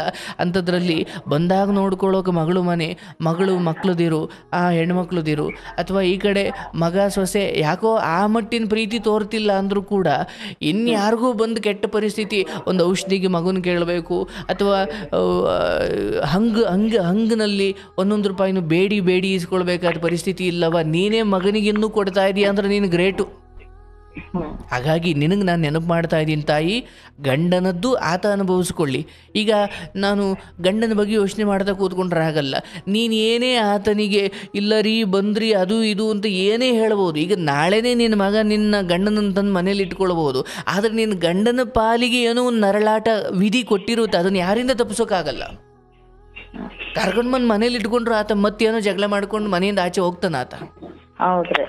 ಅಂದ್ರೆ ಅದರ ಹಣೆ ಬರ ಯಾರು ತಪ್ಪಿಸೋಕ್ಕಾಗಲ್ಲ. ಹಾಗಾಗಿ ಆತನದ್ದು ಅಲ್ಲಿ ಕಳೆಯುವ ಹಣೆ ಬರ, ನಿಮ್ಮದು ಮಗಳು ಮನೆಗೆ ಆಗಾಗ ಬಂದು ಹೋಗೋದು. ಮಗ ಸೊಸೆ ಏನಂದ್ರೂ ಕೂಡ ನಾನು ಹೇಳ್ತೀನವ, ತುಂಬ ತಲೆ ಕೆಡಿಸ್ಕೊಂಡು ಮಗ ಹಿಂಗಂದ್ಬಿಟ್ನಲ್ಲ, ಅಯ್ಯೋ ಸೊಸೆ ಹಿಂಗಂದ್ಬಿಟ್ಲಲ್ಲ, ಎಷ್ಟು ದಿನ ರಾಣಿ ಥರ ನೋಡಿಕೊಂಡು ಆಗಾಗ ಏನೋ ತಪ್ಪು ಮಾತು ಬಂದರೆ ಅಯ್ಯೋ ಇಷ್ಟು ದಿನ ಚೆನ್ನಾಗಿದ್ದವನು ಹಿಂಗೆ ಹಂಗ್ಬಿಟ್ನಲ್ಲ ಅನ್ಬೋದು. ಈ ಉದ್ದಕ್ಕೂ ಇದರಲ್ಲೇ ಬಂದವರಲ್ವ ಅವರು, ಬರೀ ನಿಮ್ಮನ್ನು ದ್ವೇಷಣೆ ಮಾಡಿಕೊಂಡು ಬರೀ ಹಿಂಗೆ ಬಂದ್ರಲ್ಲವ. ಹಾಗಾಗಿ ನೀವು ಮೂಲೆಯಲ್ಲಿ ಕೂತ್ಕೊಂಡು ಅಪ್ಪ ದೇವ್ರೇ ಮಗ ಸೊಸೆನ ಚೆನ್ನಾಗಿಡಪ್ಪ ಅಂದಷ್ಟು ನೀವು ಚೆನ್ನಾಗಿರ್ತೀರ. ನೀವು ಪಾಪ ನೋಡಿ, ಅವರು ನಿಮಗೆ ಊಟ ಹಾಕ್ತಾರೆ, ಜಾಗ ಕೊಟ್ಟಿ, ಅದು ಅವ್ರ ಕರ್ತವ್ಯ. ಬಟ್ ನಿಮ್ಮ ಜಾಗದಲ್ಲಿ ನಿಂತು ಯೋಚನೆ ಮಾಡಿದ್ರೆ ಭಗವಂತ ಇಷ್ಟ ಆದರೂ ಕೊಟ್ಟನಲ್ಲ ಅಂತ ತೃಪ್ತಿ ಪಡವ. ಯಾಕಂದರೆ ಈ ಸಮಯದಲ್ಲಿ ನಿಮಗೇನು ಒಂದು ಮಾತ್ರೆ ತಗೊಳ್ಳೋಕ್ಕೂ, ನಿಮಗೇನು ನಿಮ್ಮ ತಾಯಿ ಮನೆ ಕಡೆಯಿಂದ ಬಂದು ಫ್ಲಾಟ್ ಮಾರಿ ಅಷ್ಟೋ ದುಡ್ಡು ಬಂತು, ಈ ಸಮಯದಲ್ಲಿ ಮಗನಿಗೆ ಒಂಚೂರು ಕೊಟ್ರಿ ನೋಡಿ, ನೀವು ಅಷ್ಟನ್ನು ಮಾಡಿಕೊಂಡು ಬದುಕ್ಬೋದಿತ್ತು. ಆದರೆ ನಿಮ್ಮ ದೊಡ್ಡತನ ಹೆಣ್ಮಕ್ಳಿಗೂ ಸ್ವಲ್ಪ ಕೊಟ್ರಿ, ಮಗನಿಗೂ ಕೊಟ್ರಿ, ಮತ್ತು ನೀವು ಸ್ವಲ್ಪ ಆಪತ್ಕಾಲ ಅಂತ ಬರುತ್ತೆ ಮನುಷ್ಯನಿಗೆ, ಹೌದಲ್ಲವ? ಎಲ್ಲ ಕೊಟ್ಬಿಟ್ಟು ಕೂತ್ಕೊಳ್ಬಾರ್ದು. ಅದೇ ಸರ್, ಅದೇ ಕೊಟ್ಟಿಲ್ಲಲ್ಲ ಅವ್ರಿಗೆ, ಅದು ಒಂದು ಸಿಕ್ಕಿದೆ ರೀ. ಈಗ ಕಡೆಗೆ ಅವ್ರಿಗೆ ಅಲ್ವನವ ಅದು ಅರ್ಥ ಮಾಡ್ಕೋವಲ್ರಿ ಸರ್. ಅದು ಅರ್ಥ ಮಾಡ್ಕೊಳ್ಳಲ್ಲ. ಅಷ್ಟು ಅರ್ಥ ಮಾಡ್ಕೊಳ್ಳೋದಾದ್ರೆ ನಿಮ್ಮನ್ನ ಫ್ಲಾಟ್ ಮಾರಿದ್ರೆ ನಮ್ಮ ಮನೆಗೆ ಬಾ, ಇಲ್ಲಾಂದ್ರೆ ಬರಬೇಡ ಅಂತ ಹೇಳುವಷ್ಟು ಮಗ ಹೋಗಿದ್ದಾನೆ ಅಂದ್ರೆ ಅದೆಲ್ಲ ಅರ್ಥ ಆಗುವಷ್ಟು ಜ್ಞಾನ ಇದ್ದಿದ್ರೆ ಆ ಮಾತು ಬರ್ತಾನೆ ಇರಲಿಲ್ಲ. ನೀವು ಯಾರಿಂದ ಏನನ್ನ ನಿರೀಕ್ಷೆ ಮಾಡ್ತಿದ್ದೀರಿ? ಅದು ಹಾಗಲ್ಲವ. ಅದು ಬಿಡು, ಸೊಸೆ ಮಗ ಚೆನ್ನಾಗಿರ್ಲಿ, ನನಗೆ 3 ಹೊತ್ತು ಊಟ ಹಾಕ್ತಿದ್ದಾರೆ, ನನ್ನ ದೇಹ ಗಟ್ಟಿ ಇರೋಷ್ಟು ಸಮಯ ಅವ್ರಿಗೆ 100 ರೂಪಾಯೋ 50 ರೂಪಾಯೋ 5 ರೂಪಾಯೋ ನನ್ನ ಕೈಲಾದಷ್ಟು ಕೊಡ್ತೀನಿ. ಯಾಕೆ? ನಾನು ಬಿಟ್ಟು ಕೂಳು ತಿಂತಿಲ್ಲ ಅನ್ನೋ ಒಂದು ತೃಪ್ತಿ ನಿಮಗಿರಲಿ ಅಂತ ಅಷ್ಟೇ. ಅದೇ ಮಾತು ಹೇಳ್ತೀನಿ ಸರ್. ಅವ್ರು ಏನನ್ನ ಅಂದ್ರೆ ನಾನ್ ಸುಮ್ನೆ ತಿಂತಾ ಇಲ್ಲಲ್ಲ, ದುಡ್ದೇ ತಿಂತಾ ಇದೀನಿ ಅಂತ ಹಂಗೆ ಹೇಳ್ತೀನಿ ಸರ್. ಆಯ್ತು ಆಯ್ತು, ಅರ್ಥ ಆಯ್ತು. ಆದ್ರೆ ನಿಮ್ಗೆ ನಾನು ಇನ್ನೊಂದು ಹೇಳ್ತೀನವ, ಈ ಮಾತನ್ನು ಹೇಳಲಿಕ್ಕೆ ಹೋಗ್ಬೇಡ. ಯಾಕಂದ್ರೆ ಆ ಮಾತು ಕೇಳಿದ ತಕ್ಷಣ ಇನ್ನು ಬಿಸಿ ರಕ್ತ ಇರೋ ಅವ್ರಿಗೆ ಇನ್ನು ಏನೇನೋ ಮಾತಾಡಬೇಕು ಅನ್ಸುತ್ತೆ. ನಿನ್ ಕೈಲಿ ಆಗಲ್ಲ ಸರ್, ನಾವು ತಡ್ಕೊಂಬಕ್ ಆಗಲ್ಲ. ಹೌದು ಹೌದು, ಮನ್ಸಿಗೆ ನೋವಾಗುತ್ತೆ. ಮಗ ಹಿಂಗೆ ಹಾಕೋ ತುತ್ತು ಅನ್ನಕ್ಕೆ ಹಂಗಿಸ್ತಾನೆ ಎಂದಾಗ ಅದು ಯಾರೋ ಶತ್ರುಗಳು ಚೂರಿಲಿ ಹಿರಿದ್ರು ಅಷ್ಟು ನೋವಾಗಲ್ಲ. ಮಗನ ಹೆತ್ತ ಮಗನ ಮಾತು, ಓಲಿ ಸೊಸೆ ಆದ್ರೂ ಈಗ ಬಂದವಳೆ, ಅವಳಿಗೆ ಗೊತ್ತಿಲ್ಲ ಅಂದ್ಕೊಳ್ಳೋಣ, ಮಗ ಯಾಕೆ ಹಿಂಗಾದ? ಅದೇ ನಮಗೆ ಅದೇ ನೋವ್ರಿ. ನಮಗೆ ಎಷ್ಟು ಚೆನ್ನಾಗಿದ್ದವನು ಯಾಕೆ ಹಿಂಗಾದ? ನಮಗೆ ಎಷ್ಟು ದ್ವೇಷ ಕಟ್ಕೊಂಡನಲ್ಲ. ಅಮ್ಮ ಅಂತ ಕರೆಸ್ಟ್ ಕೆಪಾಸಿಟಿ ಕೂಡ ಕಳ್ಕೊಂಡ್ಬಿಟ್ಟಿನಿ. ನಾ ದೇವ್ರಿ ಜಗನ್ಮಾತೆ ಬೇಡಿಕೆ ಅಂತೀನಿ. ನಾನು ಏನ್ ಮಾಡಿನ ಅಂತ ತಪ್ಪು? ಅಮ್ಮ ಅಂತ ಕರಿಲಾರ್ದಷ್ಟು ನಾನು ಜನ್ಮ ಕೊಟ್ಟಿನಿ, ಅದು ಕೂಡ ಯೋಗ್ಯತೆ ಇಲ್ಲ ನನಗೆ ಅನಿಸುತ್ತೆ. ಇಲ್ಲ ತಾಯಿ, ಹಾಗೆಲ್ಲ ಅಂದ್ಕೊಳ್ಬೇಡವ. ನಾನು ಇಷ್ಟು ಮಾತ್ರ ಹೇಳ್ತೀನಿ, ಈ ಸಮಯದಲ್ಲಿ ಅವತ್ತಿನ ಕಾಲಕ್ಕೆ ನಮ್ಮ ಪುರಾಣಗಳಲ್ಲೆಲ್ಲ ಇದು ಮಾತು ಬರುತ್ತವ. 50-60 ವಯಸ್ಸಾದ ಮೇಲೆ ಮಕ್ಕಳಿಗೆಲ್ಲ ಪೆಟ್ಟಿಗೆ ಬೀಗ ಕೊಟ್ಬಿಟ್ಟು, ಮಕ್ಕಳೇ ನೀವು ಚೆನ್ನಾಗಿರಪ್ಪ ಅಂತ ಎಲ್ಲ ಕಾಡ್ಗೋಗ್ಬಿಡೋರಂತೆ, ಎಲ್ಲರನ್ನು ಮರ್ತು ಹೋಗ್ಬಿಡೋರಂತೆ. ಅದನ್ನು ನಮ್ಮಲ್ಲಿ ವಾನಪ್ರಸ್ಥ ಅಂದರೆ ವನದಲ್ಲಿ ವಾಸಿಸೋದು ಅಂತ, ಕಾಡಲ್ಲಿ ವಾಸಿಸೋದು. ಋಷಿ ಮುನಿಗಳ ಹತ್ರ ಇದ್ದು ಅವರು ಸೇವೆ ಮಾಡ್ತಾ ಜ್ಞಾನದಲ್ಲಿ ಹಂಗೆ ಬದುಕ್ತಾ ಭಗವಂತನ ಸ್ಮರಣೆ ಮಾಡ್ತಾ ಹಂಗೆ ಪ್ರಾಣ ಬಿಟ್ಟು ಸತ್ತೋಗ್ಬಿಡ್ತಿದ್ರು. 50-60 ವಯಸ್ಸಿಗೆ ಮಕ್ಕಳಿಗೆ ಪೆಟ್ಟಿಗೆ ಬೀಗ ಕೊಟ್ಬಿಟ್ಟು ಅವ್ರು ಕಾಡಿಗೆ ಹೋಗ್ತಿದ್ರು. ಈಗ ಹಂಗಲ್ಲ, 70-80 ಆದ್ರೂ ಪೆಟ್ಟಿಗೆ ಬೀಗ ಅಜ್ಜಿ ಸೊಂಟದಲ್ಲೇ ಇರುತ್ತೆ. ಯಾಕೆ? ಆ ಮಮಕಾರ, ನನ್ನ ನಡಿಬೇಕು, ನನಗೆಲ್ಲ ಗೌರವ ಕೊಡಬೇಕು, ಇದು ಮನುಷ್ಯನ ಸಹಜ ಗುಣವ. 80 ವಯಸ್ಸಾದರೂ ನನ್ನ ಸೊಸೆ ನನಗೆ ಬಗ್ಗಿ ನಡಿಬೇಕು, ನನ್ನ ಮಗ ನಾನು ಹೇಳ್ದಂಗೆ ಕೇಳಬೇಕು, ಇದೆಲ್ಲ ಇರುತ್ತೆ, ತಪ್ಪಲ್ಲ. ಬಟ್ ಕಾಲ ಬದಲಾಗಿದೆ.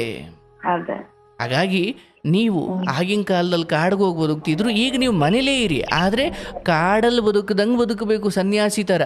ಮಗ ಸೊಸೆ ಏನಂದ್ರೂ ಕೂಡ, ಕೃಷ್ಣ ಇದು ನನಗಂದಿದ್ದಲ್ಲಪ್ಪ, ಇದು ನಿನಗಂದಿದ್ದು, ನಾನೀಗ ಉತ್ತರ ಕೊಡೋ ಸ್ಥಿತಿಲಿ ಇಲ್ಲ. ಮತ್ತು ಈ ಸ್ಥಿತಿಲಿ ಇದ್ದಿದ್ರು ನಾನು ಕೊಡ್ತಿರ್ಲಿಲ್ಲ. ಯಾಕೆ?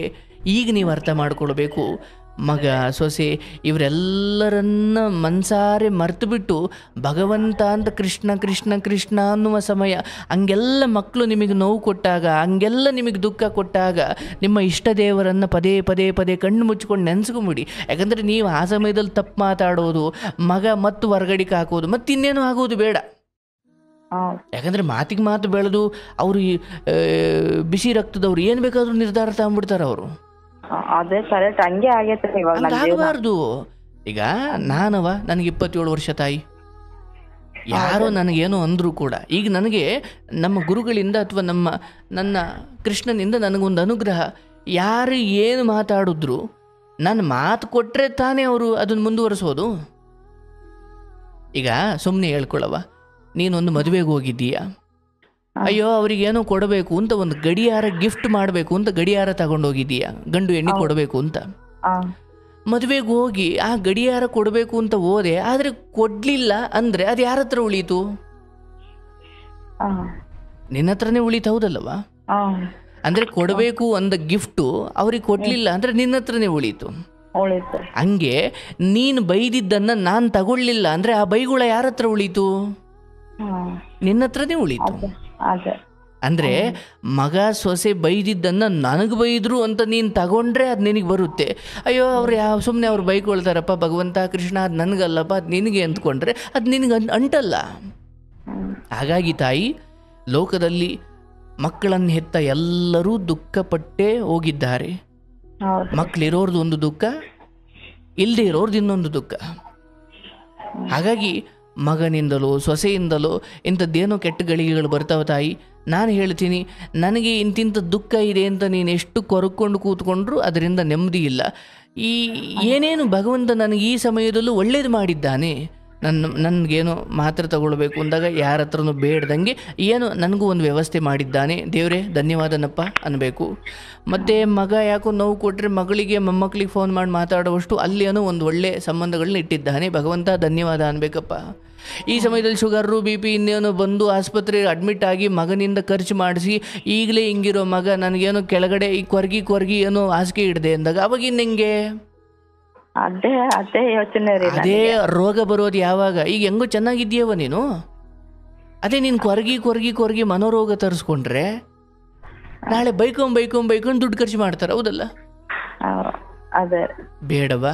ಭಗವಂತ ನನ್ನ ಕೃಷ್ಣನ ಅನುಗ್ರಹ, ನೀನು ಯಾರಿಂದಲೂ ಯಾವ ಸೇವೆ ಮಾಡಿಸ್ಕೊಳ್ಳೋದಂಗೆ ನಿನಗೊಂದು ಅಂತ್ಯ ಬರಲಿ ತಾಯಿ. ಅದೇ ನಾನು ದೇವ್ರಿಗೆ ಬೇಡ್ಕೊಂಬ ಅಷ್ಟೇ ರೀ. ನನ್ ಜೀವನ ಇರೋರಿಗೆ ನನ್ಗೆ ಯಾವತ್ತೂ ನನ್ನಿಂದ ಅವ್ರಿಗೆ ತೊಂದ್ರೆ ಆಗ್ಬಾರ್ದು ಸರ್, ಆ ತರ ಕೇಳ್ಕೊಂತ ಇದೀನಿ. ಅದನ್ನೇ ನನ್ನ ಬಾಯಾರಿ ಕೂಡ ನಾನು ಅದನ್ನೇ ಉಚ್ಚಾರ ಮಾಡ್ತೀನವ, ನನ್ನಿಂದ ಅವ್ರಿಗೆ ತೊಂದ್ರೆ ಬರ್ಬಾರ್ದು, ಆ ತರ ದೇವ್ರು ನೋಡ್ಬೇಕು. ನಾನು ಇಷ್ಟು ಕಷ್ಟ ಬಿದ್ದೀನಂದ್ರೆ ಆ ದೇವ್ರು ನನಗೆ ಆ ಕರುಣೆ ತೋರ್ಸ್ಬೇಕು. ನನ್ನ ಗಂಡಗಾದ್ರೂ ನನ್ಗೆ ಒಳ್ಳೆ ಸಾವೇ ಬರ್ಲಿ ಅಂತ ಕೇಳ್ಕೊಂತೀನಿ ಸರ್. ಎಲ್ಲಿದ್ರು ಕೂಡ ಅವ್ರು ಚೆನ್ನಾಗಿಟ್ಟು ಅವ್ರದ್ದು ಒಳ್ಳೆ ಸಾವೇ ಬರ್ಲಿ, ಅವ್ರಲಿಂದ ಕೂಡ ನಮ್ಗೆ ತೊಂದ್ರೆ ಬೇಡ, ದೇವ್ರ ಅನುಗ್ರಹ ಇರ್ಲಿ ಅಂತಾನೆ ಕೇಳ್ಕೊಂತೀನಿ ಸರ್. ಅವ್ರು ಕಷ್ಟ ಬಿದ್ದು ದುಡ್ದು ಮಕ್ಳು ಮದ್ವಿ ಮಾಡಿ ಎಲ್ಲಾ ಮಾಡ್ಯಾರಿ. ಈಗ ಮದುವೆ ವಯಸ್ಸಿಗೆ ಈ ತರ ಮಾಡ್ಕೊಂಡು ಹೋದ್ರಿ. ಅವ್ರು ಏನ್ ಮಾಡಕ್ ಆಗಲ್ಲ. ನಾವೇನ್ ನೋಡ ಹೇಳ್ತೀನಲ್ವಾ, ಕೆಲವೊಬ್ಬರಿಗೆ ಹಾಗೆ ಮನೆ ತುಂಬಾ ಮಕ್ಳಿದ್ರು ಏನಿದ್ರು ಕೆಲವೊಬ್ಬರನ್ನು ಹೊರಗಡೆ ತಿರ್ಗೋದು, ಹೊರಗಡೆ ಅಲ್ದಾಡೋದು ಎಲ್ಲ ಇದ್ದು ಕೂಡ ಹೊರಗಡೆ ತಿರ್ಕೊಂಡು ತಿನ್ನೋ ಬದುಕು ಅವ್ರವ್ರ ಪಾಲಿನ ಪ್ರಾರಬ್ಧ ತಾಯಿ. ಈ ವಯಸ್ಸಿನಾಗೂ ಬೇರೆ ಬೇರೆ ಇದ್ದು ಜೀವನ ಮಾಡೋದು ಅವಶ್ಯಕತೆ ಇತ್ತ ಸರ್? ಈ ತರ ಮಾಡಿ ಹೋದ್ರೆ ತಂದುಕೊಂಡಿದ್ದು. ಈಗ ನೀವು ಇದನ್ನ ಮನುಷ್ಯನ ಸೃಷ್ಟಿಯಿಂದ ಭಾವಿಸಂಗಿಲ್ಲ, ಇದೆಲ್ಲವೂ ವಿಧಿಯ ನಿಯಮ. ಅವ್ರು ಅಲ್ಲಿರಬೇಕು, ನೀನು ಇಲ್ಲಿರಬೇಕು. ಈ ಸಮಯದಲ್ಲಿ ಆತನಿಗೆ ನೋವು ಮರೆಸೋದಿಕ್ಕೆ ಆತ ಏನೋ ದಾರಿ ಕಂಡುಕೊಂಡಿದ್ದಾರೆ, ಆಯ್ತಲ್ಲ? ಆಶ್ರಮನೋ ಇನ್ನೇನೋ, ಅವರಲ್ಲಿ ಯಾರು ಸ್ನೇಹಿತರು ಇರ್ಬೋದು, ಏನೋ ಇರ್ಬೋದು. ಆಗ ನೋಡಿದ್ರೆ ನಿನಗಿಂತ ಅವರೇ ಬೆಟರು. ಯಾಕೆ? ಇವ್ರು ಯಾರ್ದು ಯೋಚನೆ ಮಾಡದೆ ಅವ್ರ ಪಾಡಿಗೆ ಅವ್ರು ಇದ್ದಾರೆ. ನಾನು ಹೇಳೋದು, ಈ ಸಮಯದಲ್ಲಿ ಗಂಡ ಹೆಂಡತಿಯಾಗಿ ಒಟ್ಟಿಗಿದ್ದ ಕಾಲದಲ್ಲಿ ಹುಟ್ಟಿಸಿದ ಮಕ್ಕಳಿಗೆ, ಹೆತ್ತ ಮಕ್ಕಳಿಗೆ ಏನೇನು ಮಾಡಬೇಕು ಅವ್ರದ್ದೊಂದು ದಾರಿ ಕಾಣಿಸ್ಬೇಕು, ಕಾಣಿಸಿದ್ದೀರಾ. ಅದರ ಜವಾಬ್ದಾರಿ ಎಲ್ಲ ತೊಳ್ಕೊಂಡಿದ್ದೀರಾ, ಹೌದಲ್ಲವಾ? ಈಗ ನಿಮ್ಮ ಮುಂದಿರೋದು ಒಂದೇ, ನಿಮ್ಮ ಕಡೇ ಗಳಿಗೆಯನ್ನು ಕೊರಗ್ತಾ ಕಳೀಬಾರ್ದು. ಯಾರ ಹತ್ರ ಇರಲಿ ಬಿಡಲಿ, ಯಾರು ನಿಮ್ಮ ಬಗ್ಗೆ ಕಾಳಜಿ ತೋರಲಿ ಬಿಡಲಿ, ಯಾರು ನಿಮ್ಮ ಬಗ್ಗೆ ಒಳ್ಳೇದು ಮಾತಾಡಲಿ ಬಿಡಲಿ, ನಿಮಗೆ ಈಗ ಒಬ್ಬನದೇ ಆಸರೆ, ಅವನು ಪರಮಾತ್ಮ. ಇನ್ಯಾವುದೂ ಸತ್ಯವಲ್ಲ ಇಲ್ಲಿ. ಯಾವ FD, ಯಾವ ಬಂಗಾರ ಚಿನ್ನ ಬೆಳ್ಳಿ, ಮಗ ಬಂಧು ಬಳಗ ಸೊಸೆ ಯಾವುದೂ ಬರಲ್ಲ. ಎಲ್ಲದಕ್ಕೂ ಒಬ್ಬನೇ ಆಸರೆ ಪರಮಾತ್ಮ. ನೀವು ಯಾರಾದರೂ ನಿಮ್ಮ ಮಗನೋ ಸೊಸೆನೋ ಏನೋ ಬಾಯಿ ತಪ್ಪು ಅಂದುಬಿಟ್ಟಾಗ ನಾನು ಏನು ಸುಮ್ಮನೆ ತಿಂತಿಲ್ಲ ಹಂಗೂ ಹೇಳಕ್ ಹೋಗ್ಬೇಡವಾ? ನಾನು ಹೇಳ್ತೀನಿ ಅದು ಬಂದ್ಬಿಡ್ತ ಸರ್. ಅದೇ ಅದು ಅವ್ರು ಚೆನ್ನಾಗಿ ನೋಡ್ಕೊಂಡ್ರೆ ಏನು ಅನಿಸ್ತಾ ಇದ್ದಿಲ್ಲ ಸರ್. ಚೆನ್ನಾಗೇ ಅವ್ರು ಚೆನ್ನಾಗಿ ನೋಡ್ಕೊಳ್ಳಲ್ಲ, ಇನ್ನು ಮುಂದೆಯೂ ಅವ್ರು ಹಂಗೆ ಇರ್ತಾರೆ. ನನ್ನ ಮಾತನ್ನೇನು ಇದನ್ನು ಕರೆಕ್ಟಾಗಿ ತಲೆಯಲ್ಲಿ ಇಟ್ಕೊಳ್ಳವ, ಅವರಲ್ಲಿ ಬದಲಾವಣೆ ಆಗಲ್ಲ. ನಾನು ಇದನ್ನು ಹೇಳ್ಬಿಟ್ಟಿರ್ತೀನಿ. ನನ್ನನ್ನು ಯಾಕೆ ಇವರಿಂದ ದೂರ ಇದ್ದು ಭಗವಂತನ ಕಡೆ ಗಮನ ಕೊಡವ ಅಂತಿದ್ದೀನಿ ಅಂದರೆ, ಇಲ್ಲೇನೋ ಸರಿ ಹೋಗುತ್ತೆ ಅಂತ ನನ್ನ ಗಮನಕ್ಕೆ ಬಂದಿದ್ರೆ ನಾನು ಹೇಳ್ತಿದ್ದೆ. ಅದು ಸರಿ ಹೋಗಲ್ಲ. ಅವ್ರಿರೋದೇ ಹಾಗೆ. ಅವ್ರು ಅದಕ್ಕೆ ಮುಂದೆ ಏನು ಅನುಭವಿಸ್ಬೇಕು ಅದು ನಿನ್ನ ಹತ್ರ ನಾನು ಮಾತಾಡಲ್ಲ, ಅದು ಅವ್ರು ಮುಂದೆ ನೋಡ್ಕೊಳ್ತಾರೆ. ಅದು ಆಗ್ಬಾರ್ದಲ್ಲ, ಅವರು ಚೆನ್ನಾಗಿರ್ಬೇಕು, ನನ್ನ ಇರತಕ್ಕ ಚೆನ್ನಾಗಿ ನೋಡ್ಕೋಬೇಕಲ್ಲ. ಏನೋ ಸರ್ ನಮ್ ರಾತನೇ ಹಂಗೈತೆ. ನಮ್ ಮದ್ವಿ ಮಾಡ್ಕೊಂಡಾಗಿದ್ದ ಇದೇ ತರ ಐತ್ರಿ ಸರ್. ನಂದು ಒಂದು ದಿವ್ಸಕ್ಕೆ ಗಂಡನ ತಲೆ ಕೂಡ ಎಲ್ಲ ಬಡಿಸ್ಕೊಂಡು ಹೊಡ್ಸ್ಕೊಂಡು ಜೀವನ ಮಾಡಿದೆ. ನನ್ ಮರ್ಯಾದೆ ಅಂತ ಮುಚ್ಚಿಟ್ಕೊಂಡು ಎಲ್ಲಾ ಜೀವನ ಮಾಡಿದೆ ಸರ್. ನನ್ ಮಕ್ಳು ಬೆಳೆಸಿ ಎಲ್ಲಾ ಮಾಡಿದೆ. ಏನ್ ಮಾಡ್ತೀವಿ ಸರ್, ನನ್ ಇಲ್ಲಿ ಬಂದ್ ನಿಂತ. ಆಯ್ತವ, ಅದಕ್ಕೆ ದುಃಖ ಬೇಡ, ತೊಂದರೆ ಇಲ್ಲ. ಬೇರೆಯವ್ರಿಗೆ ಹೋಲಿಸ್ಕೊಂಡ್ರೆ ನಿನ್ನ ಬದುಕು ಚೆನ್ನಾಗೇ ಇದೆ. ಬಟ್ ಹೆತ್ಕರಳು ಎಲ್ಲವೂ ಚೆನ್ನಾಗಿರಲಿ ಅಂತ ಅಂದುಕೊಳ್ತೀರಾ, ಏನೂ ಮಾಡಲಿಕ್ಕಾಗಲ್ಲ. ಈಗ ಈ ಸಮಯದಲ್ಲಿ ನನ್ನ ಮಾತನ್ನು ತಲೆಗೆ ಹಾಕೊಳ್ಳಿ, ತಲೆಯಲ್ಲಿ ಇಟ್ಕೊಳ್ಳಿ. ಯಾವ ಸೊಸೆ ಯಾವ ಮಗ ಇವರು ಯಾರಿಂದಲೂ ಕೂಡ ನೀವು ಅದು ಇದು ಅಂತ ಏನು ಮಾತಾಡೋಕ್ಕೆ ಹೋಗಬಾರ್ದು. ಮಗಳು ಸೊಸೆ ಮಗಳು ಮನೇಲಿ ಎಷ್ಟು ದಿನ ಇರಬೇಕು, ಒಂದೆರಡು ದಿನ ಖುಷಿಯಾಗಿದ್ದು, ಸೊಸೆ ಮನೆಯಲ್ಲಿ ಮಗನ ಮನೆಯಲ್ಲಿ ಎಲ್ಲ ಒಂದು ಕಡೆ ಮೂಲೆಯಲ್ಲಿ ಈ ಕಾರ್ಯಕ್ರಮಗಳು ಅಥವಾ ಒಳ್ಳೆಯ ವಿಚಾರಗಳು, ಭಗವಂತನ ವಿಚಾರಗಳನ್ನು ಕೇಳ್ತಾ ಅಂದರೆ ನೀವು ಮೊದಲಿಂದಲೂ ಸೊಸೆ ಸಂಸಾರ ಮಗ ನಂದು ನಮ್ಮವರು ಮರ್ಯಾದೆ ಇದನ್ನು ಬಿಟ್ಟು ನಿಮಗೆ ಹೊರಗಡೆ ಒಂದು ಭಗವಂತ ಅಂದರೆ ಯಾರು ಇಲ್ಲ, ನಾವೆಲ್ಲವರು ನಮ್ಮ ಕರ್ತವ್ಯ ನಾವು ಮಾಡಬೇಕಷ್ಟೇ, ಇನ್ನೊಬ್ಬರು ಪ್ರೀತಿಗೋಸ್ಕರ ಬೇಡಬಾರ್ದು, ಭಗವಂತ ಕೊಟ್ಟರೆ ತಗೊಳ್ಬೇಕು, ಇಲ್ಲ ಅಂದರೆ ನಮ್ಮ ಪಾಲಿಂದ ಇಷ್ಟೇನಪ್ಪ ಅಂದ್ಕೊಂಡಿರಬೇಕು. ಈ ತತ್ವ ಚಿಂತನೆ ನಿಮ್ಮ ಜೀವನದಲ್ಲಿ ನೀವು ಮಾಡೇ ಇಲ್ಲ. ಬರೀ ನೀವು ಇದರಲ್ಲೇ ಬಂದಿರೋದ್ರಿಂದ ನಿಮಗೆ ಅದನ್ನು ಬಿಟ್ಟು ಹೊರಗಡೆಗೆ ನೋಡೋಕೆ ಆಗ್ತಿಲ್ಲ. ನಿಮಗೆ ಯಾರಿಗ್ಯಾರೂ ಇಲ್ಲ. ನೀವು ನಿಮ್ಮ ಕರ್ತವ್ಯ ಮಾಡಿದ್ದೀರಾ, ಅವ್ರ ಕರ್ತವ್ಯ ಮಾಡಬೇಕಿತ್ತು, ಅವರು ಮರ್ತಿದ್ದಾರೆ. ಕರ್ತವ್ಯ ಮರ್ತಿದ್ದಕ್ಕೆ ಅವ್ರಿಗೇನು ಶಿಕ್ಷೆಯೋ ಅದು ಅವ್ರು ಅನುಭವಿಸ್ಬೇಕು. ಬಟ್ ಈ ಸಮಯದಲ್ಲಿ ಅಟ್ಲೀಸ್ಟ್ 3 ಹೊತ್ತು ಊಟ ಸಿಗ್ತಾ ಇದೆ ಅನ್ನೋದಕ್ಕೆ ಒಂದು ಭಗವಂತನಿಗೆ ಕೃತಜ್ಞತೆ ಹೇಳವಾ? ಯಾಕಂದರೆ ಅದು ಒಂದು ಮಾಡಿರೋ ಅಡುಗೆನ ಬಡಿಸ್ಕೊಂಡು ತಿನ್ನೋದು ಒಂದು ಕಷ್ಟ ಅನ್ನೋದಾದರೆ, ಬಡಿಸ್ಕೊಂಡು ತಿನ್ನಕ್ಕೆ ಅಲ್ಲಿ ಮಾಡೇ ಇಲ್ಲ ಅನ್ನೋದು ಇನ್ನೂ ಎಷ್ಟೋ ಅಜ್ಜಿದಿರ ಕಷ್ಟ. ಅದು ಯಾರಿಗೆ ಹೇಳ್ತಾರೆ ಅವರು? ನಾನು ಇಷ್ಟು ಮಾತ್ರ ಹೇಳಬಲ್ಲೆ, ಇರುವ ಭಾಗ್ಯಗಳ ನೆನೆದು ಬಾರನೆಂಬುದನ್ನು ಬಿಡು.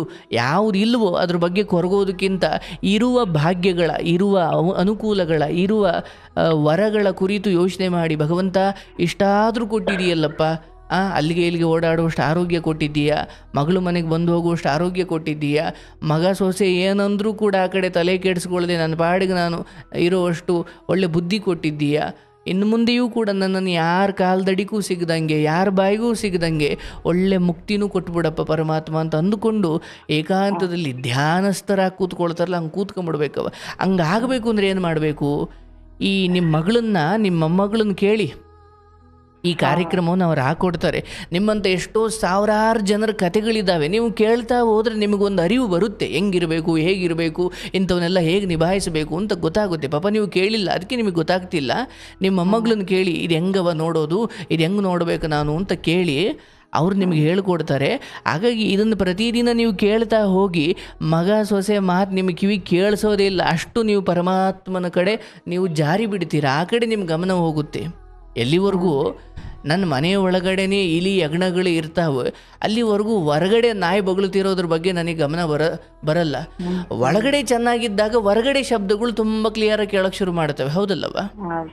ಹಂಗೆ ನಿನ್ನ ಗಮನ ಈ ಕಡೆ ಬಂದುಬಿಟ್ರೆ ಮಗ ಸೊಸೆ ಏನಂದ್ರೂ ನಿಮ್ಗೆ ಕೇಳಿಸಲ್ಲ. ಬಟ್ ನಿಮ್ಮ ಗಮನ ಮಗ ಸೊಸೆ ಮೇಲೇ ಇರೋದ್ರಿಂದ ಅವ್ರು ತುಟಿಕ್ಕಂದ್ರೂ ನಿಮಗೆ ಕೇಳಿಸ್ತಾ ಇದೆ. ಅದೇ ಬೆಳಿಗ್ಗೆ ಎದ್ರೇನ ಸೊಸಿಗೆ ಏನ್ ಮಾಡ್ಬೇಕು ನಾಷ್ಟ ಅಂತ ನಾವೇ ಕೇಳ್ಬೇಕು. ಎದುರು ಅವ್ರಿಗೆ ಅವ್ರು ಹೇಳಿದ್ದು ನಾವು ಮಾಡಿಕ್ಬೇಕು ಅವ್ರಿಗೆ. ನೀವೇ ಮಾಡಿರ್ತೀರಾ? ಹೌದ್ರಿ ಸರ್, ನಾವೇ ಮಾಡ್ಬೇಕು, ಅದನ್ನ ಅವ್ರಿಗೆ ಕೇಳ್ಬೇಕು. ನನ್ ಸ್ವಂತ ಏನು ಇಲ್ಲ ರೀ. ಅವ್ರಿಗೆ ತೊಂದ್ರೆ ಇಲ್ಲ. ಈ ಸಮಯದಲ್ಲೂ ನಿಮ್ಮಿಂದ ಅಡಿಗೆ ಮಾಡಿಸ್ಕೊಂಡು ತಿನ್ನುವ ಯೋಗ ಅವ್ರಿಗಿದೆ. ಅದೇ ನಾನೇ ಮಾಡಿ ಕೊಡ್ಬೇಕ್ರಿ. ಬೆಳಿಗ್ಗೆ ಹುಡುಗರಿಗೆ ಮೊಮ್ಮಕ್ಕಳಿಗೆ ನಾಷ್ಟಕ್ಕೆ ಹಾಕಿ ಅವ್ರಿಗೆ ಸ್ಕೂಲಿಗೆ ಕಳ್ಸಿ, ಬೆಳಿಗ್ಗೆ ನಾಷ್ಟಕ್ಕೆ ಏನ್ ಮಾಡ್ಬೇಕಂತ ಅವ್ರು ಹೇಳಿದ್ರೆ ನಾನು ಅದನ್ನ ಮಾಡ್ಬೇಕು. ಅದನ್ನ ಆಯ್ತು ತಾಯಿ, ಇದು ಇತ್ಯರ್ಥವಾಗ್ಲಿಕ್ಕೆ ಅದೊಂದು ಕಾಲ ಬರಬೇಕವ್ವ. ಈಗ ನಾನೇನು ಆ ವಿಚಾರವಾಗಿ ಶಾಪವೂ ಹಾಕಲ್ಲ, ವರವೂ ಹಾಕಲ್ಲ, ನನಗೆ ಅದು ಯಾವ ಅಧಿಕಾರವೂ ಇಲ್ಲ ತಾಯಿ. ಆದರೆ ನಾನೆಲ್ಲ ಭಗವಂತನಿಗೆ ಬಿಡ್ತೀನಿ. ಆದರೆ ನಿಮಗೆ ನಾನು ಹೇಳೋದು, ನಿಮ್ಮ ಗಮನ ಸಂಪೂರ್ಣ ಭಗವಂತನ ಕಡೆ, ಆಧ್ಯಾತ್ಮದ ಕಡೆ, ಏಕಾಂತದಲ್ಲಿರುವ ಕಡೆ. ಯಾರಿಂದ ಏನನ್ನೂ ಬಯಸುವ ವಯಸ್ಸು ನಿಮ್ಮದಲ್ಲ, ಯಾವುದೂ ನಿಮಗೆ ಬೇಕಾಗೂ ಇಲ್ಲ. ನಿಜವಾದ ನೆಮ್ಮದಿ ಸೊಸೆಯಲ್ಲೂ ಇಲ್ಲ, ಮಗನಲ್ಲೂ ಇಲ್ಲ, ಯಾರಲ್ಲೂ ಇಲ್ಲ. ಆ ನೆಮ್ಮದಿ ಈ ಸಮಯದಲ್ಲಿ ಹೀಗೆ ಭಗವಂತನ ಕಥೆಗಳನ್ನು ಕೇಳ್ತಾ, ಎಲ್ಲಿಂದ ಬಂದು, ಯಾವ ತಾಯಿಯ ಹೊಟ್ಟೆಯಿಂದ ಬಂದಲ್ಲ ಮಗುವಾಗಿ, ಮತ್ತು ಬೆಳೆದು ಬೆಳೆದು ಬೆಳೆದು ಬೆಳೆದು ಒಂದು ಹಂತ ದೊಡ್ಡವರಾಗಿ ಮತ್ತು ವಯಸ್ಸಾಗಿ ಈಗ ಮತ್ತೆ ಮಣ್ಣಿಗೆ ಹೋಗೋ ಸಮಯ ಬಂದು, ಅಂದರೆ ಮಣ್ಣಿಂದ ಬಂದಿದ್ದೀವಿ ಮತ್ತು ಮಣ್ಣಿಗೆ ಹೋಗ್ತೀವಿ. ಈ ನಡುವೆ ಇದೆಲ್ಲ ಒಂದು ಅನುಭವ.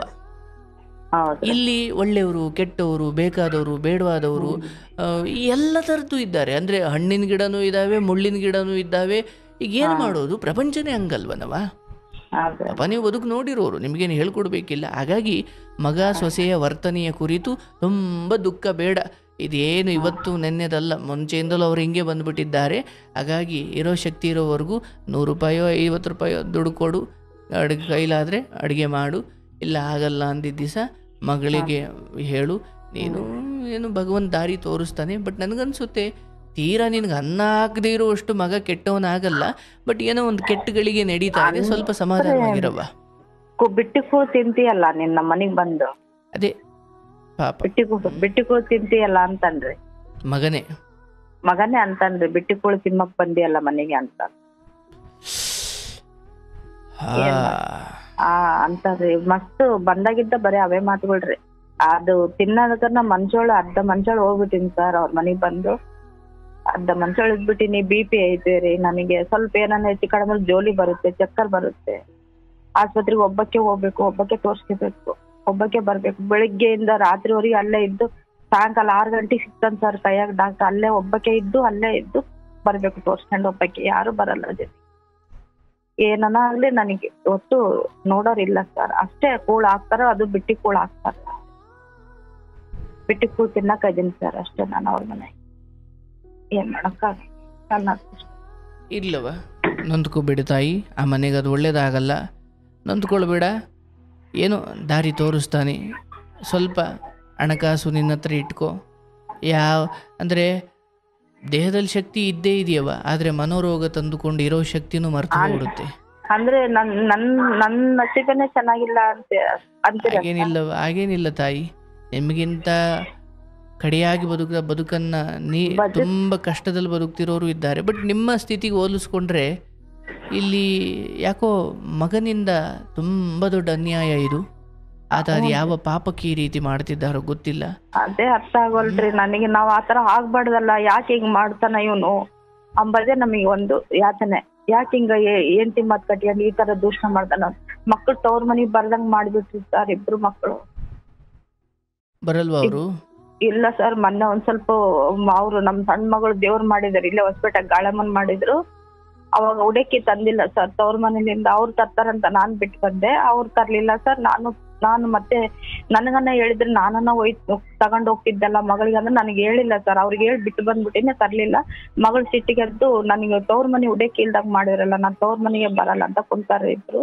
ಆದ್ರೆ ಬೇರೆ ಹೆಣ್ಮಕ್ಳಿಗೆ ದುಡ್ಡು ಕೇಳಿದಿಲ್ರಿ ಸರ್. ಆಕಿ ಗಂಡ ಸಾಲ ಮಾಡ್ಯಾನಂತ ದುಡ್ಡು ಕೇಳಿದ್ರೆ ಈ ಹುಡುಗರು ಎಲ್ಲಿಂದ ಕೊಡ್ತಾರ ಸರ್, ಇವ್ರ ಸಂಸಾರ ಇವ್ರಿಗೆ ಇರ್ತೈತೆ. ಇಲ್ಲಮ್ಮ ನಮ್ಗೆ ಸಾಲ ಮಾಡಿ ಕೊಡಕ್ ಆಗಲ್ಲ ಅಂದ್ರಿ ಇವ್ರು. ಅದ್ರ ಸಲಕ್ಕೆ ತವ್ರ ಮನೆಗ್ ಬರ್ದಂಗ ಮಾಡ್ಬಿಟ್ಟಿಲ್ರಿ 2 ಮಕ್ಳಿಗೆ. ಆಗ್ಲಿ ತೊಂದ್ರೆ ಇಲ್ಲ. ಇಲ್ಲಿ ಆತನ ಈ ಪಾಪದ ದಾರಿ ತುಂಬ ಭಯಾನಕವಾಗಿದೆ. ನಾನೇನೂ ಅದ್ರ ಬಗ್ಗೆ ನುಡಿಯಲ್ಲ ತಾಯಿ. ಒಬ್ಬ ತಾಯಿಯಾಗಿ ನಿನಗೆ ಅದನ್ನು ಕೇಳಿಸ್ಕೊಳ್ಳೋ ಶಕ್ತಿ ಅಂತೂ ಇರಲ್ಲ. ಬಟ್ ಆದಷ್ಟು ನಾನು ಹೇಳೋದು, ನಿಮ್ಮ ಶಕ್ತಿ ಇದ್ದಷ್ಟು ಸಮಯ ಮಗನಿಗೆ, ಸೊಸೆಗೆ ಏನೂ ಎದುರು ಮಾತಾಡಬೇಡಿ. ನಿಮ್ಮ ಪಾಡಿಗೆ ನೀವು ಏನಾಗುತ್ತೋ ಅದನ್ನು ಮಾಡಿ. ಅವ್ರ ಮಾತಿಗೆ ಕಿವಿ ಕೊಡಬೇಡಿ. ಅವ್ರು ಏನು ಬಿಟ್ಟಿ ಕೂಳು ಅದು ಇದು ಆಯ್ತು ಬಾ. ಯಾವ ಹೆತ್ತ ತಾಯಿಗೋಸ್ಕರ ಅಥವಾ ಹೆತ್ತ ತಾಯಿಯನ್ನು ತಿನ್ನುವ ಅನ್ನಕ್ಕೋಸ್ಕರ ಹಂಗಿಸಿದರೋ ಆ ಮನೆಯಲ್ಲಿ ಅನ್ನ ಖಾಲಿಯಾಗುವ ಅಥವಾ ಆ ಮನೆಯಲ್ಲಿ ಅನ್ನವೇ ಇಲ್ಲದ ದಿನಗಳು ಬರೋದಿಲ್ಲ. ಆದರೆ ತಿನ್ನುವ ಅನ್ನಕ್ಕೆ ನೆಮ್ಮದಿ ಇಲ್ಲದ ದಿನಗಳು ಮುಂದೆ ಅವರಿಗೆ ಬರ್ತಾ ಹೋಗ್ತವೆ. ತಾಯಿಗೆ ಇವತ್ತು ಹೀಗೆ ನಡ್ಕೊಂಡ ಈ ಪರಿಣಾಮ ಮುಂದೆ ಆ ಗಂಡ ಹೆಂಡತಿ ಇಬ್ಬರೂ ಅದನ್ನು ಅನುಭವಿಸ್ತಾರೆ. ಅದನ್ನ ಹೆಣ್ಣಾಗಿ ಒಂದು ಅರ್ಥನೇ ಮಾಡ್ಕೊಳ್ಳಲ್ಲ ಸರ್. ಆಕಿ ನಾಳೆ ಮುಂದೆ ನನ್ನ ಪದ್ಧತಿ ಹೆಂಗ್ ಬರುತ್ತೆ, ನಾನ್ ನಮ್ಮ ಅತ್ತೆಯರು ಚೆನ್ನಾಗಿ ನೋಡ್ಕೋಬೇಕು. ಬಿಡುವ, ಈಗ ನೀನು ಅಷ್ಟು ದೂರ ಮಾತಾಡಬೇಡ, ಅದನ್ನು ಕರ್ಮಕ್ಕೆ ಬಿಡು. ಈಗ ನೀನೊಬ್ಳು ತಾಯಿಯಾಗಿ ನಿನ್ನ ಮಕ್ಕಳಿಗೆ ಏನೂ ಆಗುವುದು ಬೇಡ ಅಂತ ನೀನು ನನಗೆ ಬೇಕಾದ್ರೆ ವಾದಿಸ್ತೀಯ. ಆದರೆ ಕರ್ಮ ಯಾರಪ್ಪನ ಸೊತ್ತು ಅಲ್ಲ ತಾಯಿ. ಅದು ನಿನ್ನ ಹಾರೈಕೆಯಿಂದಲೋ ಅಥವಾ ನನ್ನ ಹಾರೈಕೆಯಿಂದಲೋ ಸುಮ್ಮನೆ ಆಗುವುದಲ್ಲ ಅದು. ಹಾಗಾಗಿ ನಿನ್ನ ಗಂಡ ಮಾಡಿದ್ದನ್ನು ಆತ ಅನುಭವಿಸ್ತಿದ್ದಾರೆ, ನೀವು ಮಾಡ್ಕೊಂಡಿರೋದನ್ನ ನೀವು ಅನುಭವಿಸ್ತಿದ್ದೀರಿ. ಈ ಜನ್ಮದಲ್ಲಿ ನಾನು ಯಾರಿಗೇನು ಮಾಡಿಲ್ಲ ಅನ್ನೋದು ನಿಮ್ಮ ವಾದ ಇರ್ಬೋದವ, ಆದ್ರೆ ಪೂರ್ವದ್ದು ಯಾರು ಬಲ್ಲರು? ಇಲ್ಲ ಸರ್, ಅನುಭವಿಸಿದ್ಲು ಕೂಡ ಆಕೆಗೆ ಗೊತ್ತಾಗವಲ್ತ್ರಿ ಸರ್. ನಿಮಗೆ ಹೇಳ್ತಾ ಇದ್ದೀನಿ, ನಾನು ಈ ಜನ್ಮದಲ್ಲಿ ಯಾರಿಗೂ ಏನು ಮಾಡಿಲ್ಲ ಸರ್, ನನಗೆ ಯಾಕೆ ಹಿಂಗೆ ಅನ್ಬೋದು ನೀವು. ಆದರೆ ನಾವು ಹಿಂದಿನ ಜನ್ಮದನ್ನ ಅನುಭವಿಸ್ಲಿಕ್ಕೆ ಈ ಜನ್ಮವನ್ನು ಹೊತ್ತು ಬಂದಿದ್ದೀವಿ. ಅರ್ಥ ಆಯ್ತಲ್ವಾ? ವರ್ಷ ಎಲ್ಲ ಮಾಡಿದ ಪಾಠವನ್ನು ಕೇಳಿ ಆ 3 ಗಂಟೆಗಳ ಕಾಲ ಎಕ್ಸಾಮ್ ಬರ್ದಂಗೆ ಹಿಂದಿನ ಜನ್ಮದ ಅಲ್ಲಿ ನಡೆದ ಪಾಪ ಪುಣ್ಯಗಳ ಕೆಲವು ವಿಚಾರ ಋಣವನ್ನು ತೀರಿಸ್ಲಿಕ್ಕೆ ಇಲ್ಲಿ ಬಂದಿದ್ದೀವಿ. ಈ ಕಡೆಗಾಲದಲ್ಲಿ ನಾನು ಹಿಂದೆ ಅದು ಯಾವ ಮಕ್ಕಳಿಗೆ ಏನು ಪಾಪ ಮಾಡಿದ್ನೋ ಅಥವಾ ನಾನು ಯಾವ ಸೊಸೆಯಾಗಿ ನನ್ನ ಅತ್ತೆಗೆ ನೋವು ಕೊಟ್ಟಿದ್ನೋ, ಇವತ್ತು ನಾನು ಅತ್ತೆಯಾಗಿ ಕೆಲವು ವಿಚಾರವನ್ನು ನೋವು ಅನುಭವಿಸ್ತಿದ್ದೀನಿ. ಅದೇನೇ ಇರಲಿ, ಆ ಲೆಕ್ಕಾಚಾರ ಮನುಷ್ಯನ ಯೋಚನೆಗೆ ನಿಲುಕೋದಿಲ್ಲ, ಅದು ನಮ್ಮ ಲೆಕ್ಕಕ್ಕೆ ಸಿಗೋದಿಲ್ಲ. ಹಾಗಾಗಿ ಇಷ್ಟು ಮಾತ್ರ ಹೇಳ್ಬೋದವ, ಈ ಸಮಯದಲ್ಲಿ ಮಗಳ ಮನೆ ಕಡೆ ವಿಶ್ವಾಸ ಗಳಿಸ್ಕೊ, ಅಷ್ಟೋ ಇಷ್ಟೋ ಬಂದು ಹೋಗ್ತಾ ಇರು. ಆದರೆ ಇಲ್ಲಿ ಮಗಳುದಿರು ತವ್ರ ಮನೆಗೆ ಬರ್ದಂಗೆ ಆಯಿತು. ಅಲ್ಲಿ ತವ್ರ ಮನೆ ಎಲ್ಲ ಉಳ್ಕೊಂಡಿದ್ಯವ ಅಲ್ಲಿ ಬರೋಕ್ಕೆ? ಅಲ್ಲಿ ಏನಿದೆ? ತಾಯಿ ಇದ್ರು ತಾಯಿ ನನಗೆ ಎಷ್ಟು ಖುಷಿ ಇರ್ತದೆ ಮಕ್ಳು ಬಂದೋದ್ರಿ. ಅವ್ರೇನ್ ಇರಂಗಿಲ್ಲ ಸರ್, ರಜೆ ಬಿಟ್ಟು ಒಂದೆರಡು ದಿವಸ ಬಂದು ಇದ್ದು ಹೋಗ್ತಿದ್ರಷ್ಟೇ. ಎಲ್ಲರಿಗೂ ಒಂದು ಸ್ವಾಭಿಮಾನ ಇರುತ್ತಲ್ಲವಾ? ಅದೇ ರೀ, ಅದೇ ಸ್ವಾಭಿಮಾನ ಇರುತ್ತಲ್ಲ. ಬೇಡ ತಾಯಿ, ಈಗ ನೀನು ತುಂಬ ಯೋಚನೆ ಮಾಡ್ತಾ ಕೂತ್ಕೊಂಡ್ರೆ ರೋಗಿಷ್ಠಳಾಗ್ಬಿಡ್ತೀಯ. ಅದು ಯಾವುದೂ ನಿನಗಾಗೋದು ಬೇಡ. ಈಗ ಆರೋಗ್ಯವಾಗಿದ್ದಾಗಲೇ ಇಷ್ಟು ಮಾತುಗಳು. ಇನ್ನು ಮೂಲೆ ಕೂತ್ಬಿಟ್ರೆ ನಿನ್ನನ್ನು ತೊಳೆದು ಬಳೆದು ಮಾಡಬೇಕಾದ ಅವ್ರ ಮಾತು ನಿನಗೆ ಬದುಕೋದೇ ಇಲ್ಲ ನೀನು. ಹಾಗಾಗಿ ಆದಷ್ಟು ಸಮಾಧಾನವಾಗಿರೋದು ಕಲಿಯವ. ನಿನ್ನ ಇಷ್ಟ ದೇವರನ್ನು ಅಥವಾ ಕೃಷ್ಣನನ್ನು ಹರೇ ಕೃಷ್ಣ ಅಂದುಕೊಂಡು ನಿಂತು ಕೂತು ಜಾಗದಲ್ಲೇ ಪ್ರಾಣ ಬಿಡುವಷ್ಟು ಒಳ್ಳೆ ಸಾವು ಬರಲಿ ಅಂತ ನೀನು ಭಗವಂತನಲ್ಲಿ ಕೇಳ್ಕೊಳ್ಬೋದು. ಈಗ ಸದ್ಯಕ್ಕೆ ಏನು ಜೀವನ ನಡೀತಾ ಇದೆಯೋ ಯಥಾವತ್ತು. ನಾಳೆ ಬಲ್ಲವರು ಯಾರೂ ಇಲ್ಲವ. ವಯಸ್ಸಾಗಿದೆ, ನೀವು ಬೇಗ ಹೋಗ್ಬಿಡ್ತೀರಾ, ಇನ್ನೂ ವಯಸ್ಸಿದೆ, ನಿಮ್ಮ ಮಕ್ಳದಿರ್ಗೇನು ಇಲ್ಲ ಆಗಲ್ಲ ಅಂತ ಏನಿಲ್ಲ. ಯಾರು ಹೋಗ್ಬೇಕು ಅದು ಕಾಲ ನಿರ್ಧಾರ ಮಾಡುತ್ತೆ, ಆಯ್ತಲ್ಲ. ಹಾಗಾಗಿ ನಾಳೆಗಳ ಭಯ ಇವತ್ತಿನ ಜೀವನ ಹಾಳು ಮಾಡಬಾರ್ದು. ಅಯ್ಯೋ ನಾಳೆ ಏನಾಗುತ್ತೋ ಅದೇನಾಗುತ್ತೋ, ನಾಳೆಗೆ ಎದುರುಕೊಂಡು ಇವತ್ತಿನ ನೆಮ್ಮದಿ ಹಾಳು ಮಾಡಿಕೊಳ್ಳೋನು. ನಾಳೆ ಬದುಕ್ತೀವೋ ಇಲ್ವೋ, ನಾಳೆ ಇರ್ತೀವೋ ಇಲ್ವೋ ಗೊತ್ತಿಲ್ಲವ. ಈ ಯುಗಾದಿ ನಿನ್ನ ಮಗನ ಬದುಕಲ್ಲಿ ಒಳ್ಳೆ ಬುದ್ಧಿ ತರಲಿ. ಈಗೂ ತರದೆ ಹೋದರೂ ಅಥವಾ ಈಗ ಆತ ಬದಲಾಗದೆ ಇನ್ನೂ ಇದನ್ನೇ ಮುಂದುವರಿಸಿದ್ರೆ ಆತ ಎಂದಿಗೂ ಚೇತರಿಸಿಕೊಳ್ಳಲಾರದ ದೊಡ್ಡ ನಷ್ಟವನ್ನು ಆತನ ಮನೆ ಅನುಭವಿಸುತ್ತೆ. ತಾಯಿಗೆ ಹೇಗೆ ನಡ್ಕೊಳ್ಬೇಕು ಅನ್ನೋ ಕನಿಷ್ಠ ಪ್ರಜ್ಞೆ ಇಲ್ಲದ ಮಕ್ಕಳು ಈ ಸಮಾಜದಲ್ಲಿದ್ದಾರೆ ಅನ್ನೋದು ದುರಂತ.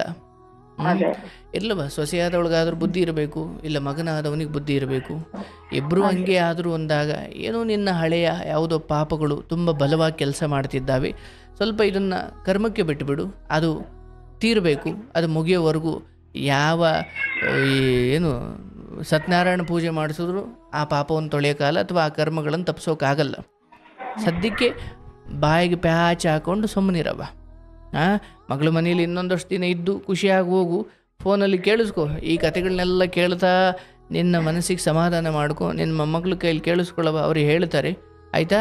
ನಿನಗೆ ಒಳ್ಳೇದಾಗಲಿ ತಾಯಿ, ಶುಭವಾಗಲಿ, ನಿನ್ನ ಮಕ್ಕಳಿಗೂ ಒಳ್ಳೇದಾಗಲಿ. ನಿಮ್ಮ ಹೆಣ್ಮಕ್ಳ ಬಗ್ಗೆ ಭಾಳ ಖುಷಿ ಆಯಿತು. ಪಾಪ ಬಂದು ಹೋಗಮ್ಮ, ತೊಂದರೆ ಇಲ್ಲ, ನಾವೇನು ಕೇಳಲ್ಲ.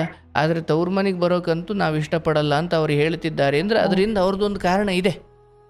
ಅವ್ರೇನು ಸುಮ್ಮನೆ ಹೇಳ್ತಿಲ್ಲ ಅಥವಾ ಅಹಂಕಾರಕ್ಕೆ ಹೇಳ್ತಿಲ್ಲ. ಬಿಡವ, ಅದನ್ನು ಬಿಡು.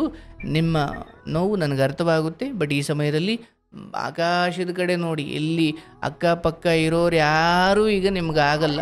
ಆಕಾಶದ ಕಡೆ ಭಗವಂತ ನಿನಗೆ ಸ್ವಂತನಪ್ಪ ನಾನು. ಈಗ ನೀನು ಉಳಿಸ್ತೀಯೋ ಬಿಳಿಸ್ತೀಯೋ, ಹಾಲಲ್ಲಾದರೂ ಹಾಕು, ನೀರಲ್ಲಾದರೂ ಹಾಕು, ನಾನು ತಯಾರಿದ್ದೀನಪ್ಪ. ಮರ್ಯಾದೆ ಅದು ಇದು ಎಲ್ಲ ಚೆನ್ನಾಗಿದ್ದಾಗ ಅವೆಲ್ಲ ಚಂದ. ಈಗ ಕೆಟ್ಟ ಕೂತ ಕಾಲದಲ್ಲಿ ಯಾವ ಮರ್ಯಾದೆ? ಪ್ರಾಣ ಉಳಿಸ್ಕೊಂಡು 3 ಹೊತ್ತು ಊಟ ಸಿಕ್ಕಿ ನೆಮ್ಮದಿಯಾಗಿ ನಿದ್ದೆ ಬಂದರೆ ಸಾಕು ಅಷ್ಟೇ. ಅದನ್ನು ಮೀರಿ ಅವ್ರು ಹಿಂಗೆ ಮಾತಾಡಿಸ್ಲಿ, ಇವ್ರು ಹಂಗೆ ಮಾತಾಡಿಸ್ಲಿ ಇಲ್ಲವ. ನಾನು 27 ವರ್ಷದ ಹುಡುಗನಾಗಿ ನನಗೆ ಇದೊಂದು ತಿಳುವಳಿಕೆ ಬಂದಿದೆಯವ. ಯಾರ ಪ್ರೀತಿಗೂ ನಾನು ಭಿಕ್ಷೆ ಬೇಡಲ್ಲ ಈ ಜೀವನದಲ್ಲಿ. ನಾನು ಸಾಧ್ಯವಾದರೆ ಎಲ್ರಿಗೂ ಪ್ರೀತಿ ಕೊಡ್ತೀನಿ. ಯಾರು ನನಗೆ ಪ್ರೀತಿ ಕೊಡ್ತಿಲ್ವಾ? ನನಗೆ ಒಂದು ಸತ್ಯ ಇದೆ, ಕೃಷ್ಣ ನನ್ನೊಂದಿಗಿದ್ದಾನೆ. ಅವನೇ ನನ್ನನ್ನು ಈ ಮನುಷ್ಯ ಜನ್ಮಕ್ಕೆ ಕಳಿಸಿದ್ದಾನೆ. ಅವನ ಅನುಗ್ರಹ ನನಗಿದೆ, ಅವನ ಪ್ರೀತಿ, ಅವನು ನನ್ನ ಜೊತೆ ಸದಾ ಇದ್ದು ನನ್ನನ್ನು ನಡೆಸ್ಕೊಂಡು ಹೋಗ್ತಿದ್ದಾನೆ. ಇಲ್ಲಿ ನಾನು ಅವನನ್ನು ಮರೆತು ಜನರು ಪ್ರೀತಿ ಕೊಡ್ತಿಲ್ಲ ಅಂತ ಅಳ್ತಾ ಕೂತ್ಕೊಂಡ್ರೆ ಕೃಷ್ಣನಿಗೆ ಅವಮಾನ ಮಾಡ್ದಂಗೆ. ಇಲ್ಲ, ನನ್ನನ್ನು ಕಳಿಸಿರೋನು ಅವನೇ, ಕರ್ಕೊಂಡು ಹೋಗೋನು ಅವನೇ. ಈ ಮಧ್ಯೆ ನಮ್ಮವರು ತಮ್ಮವರು ಅಂತ ಏನೇನೋ ಭಾವನೆಗಳು ಬರ್ತಾವೆ. ನಾವೆಲ್ಲರಿಗೂ ಪ್ರೀತಿ ಕೊಡೋಣ, ಕರೆದು ಕಳಿಸೋಣ.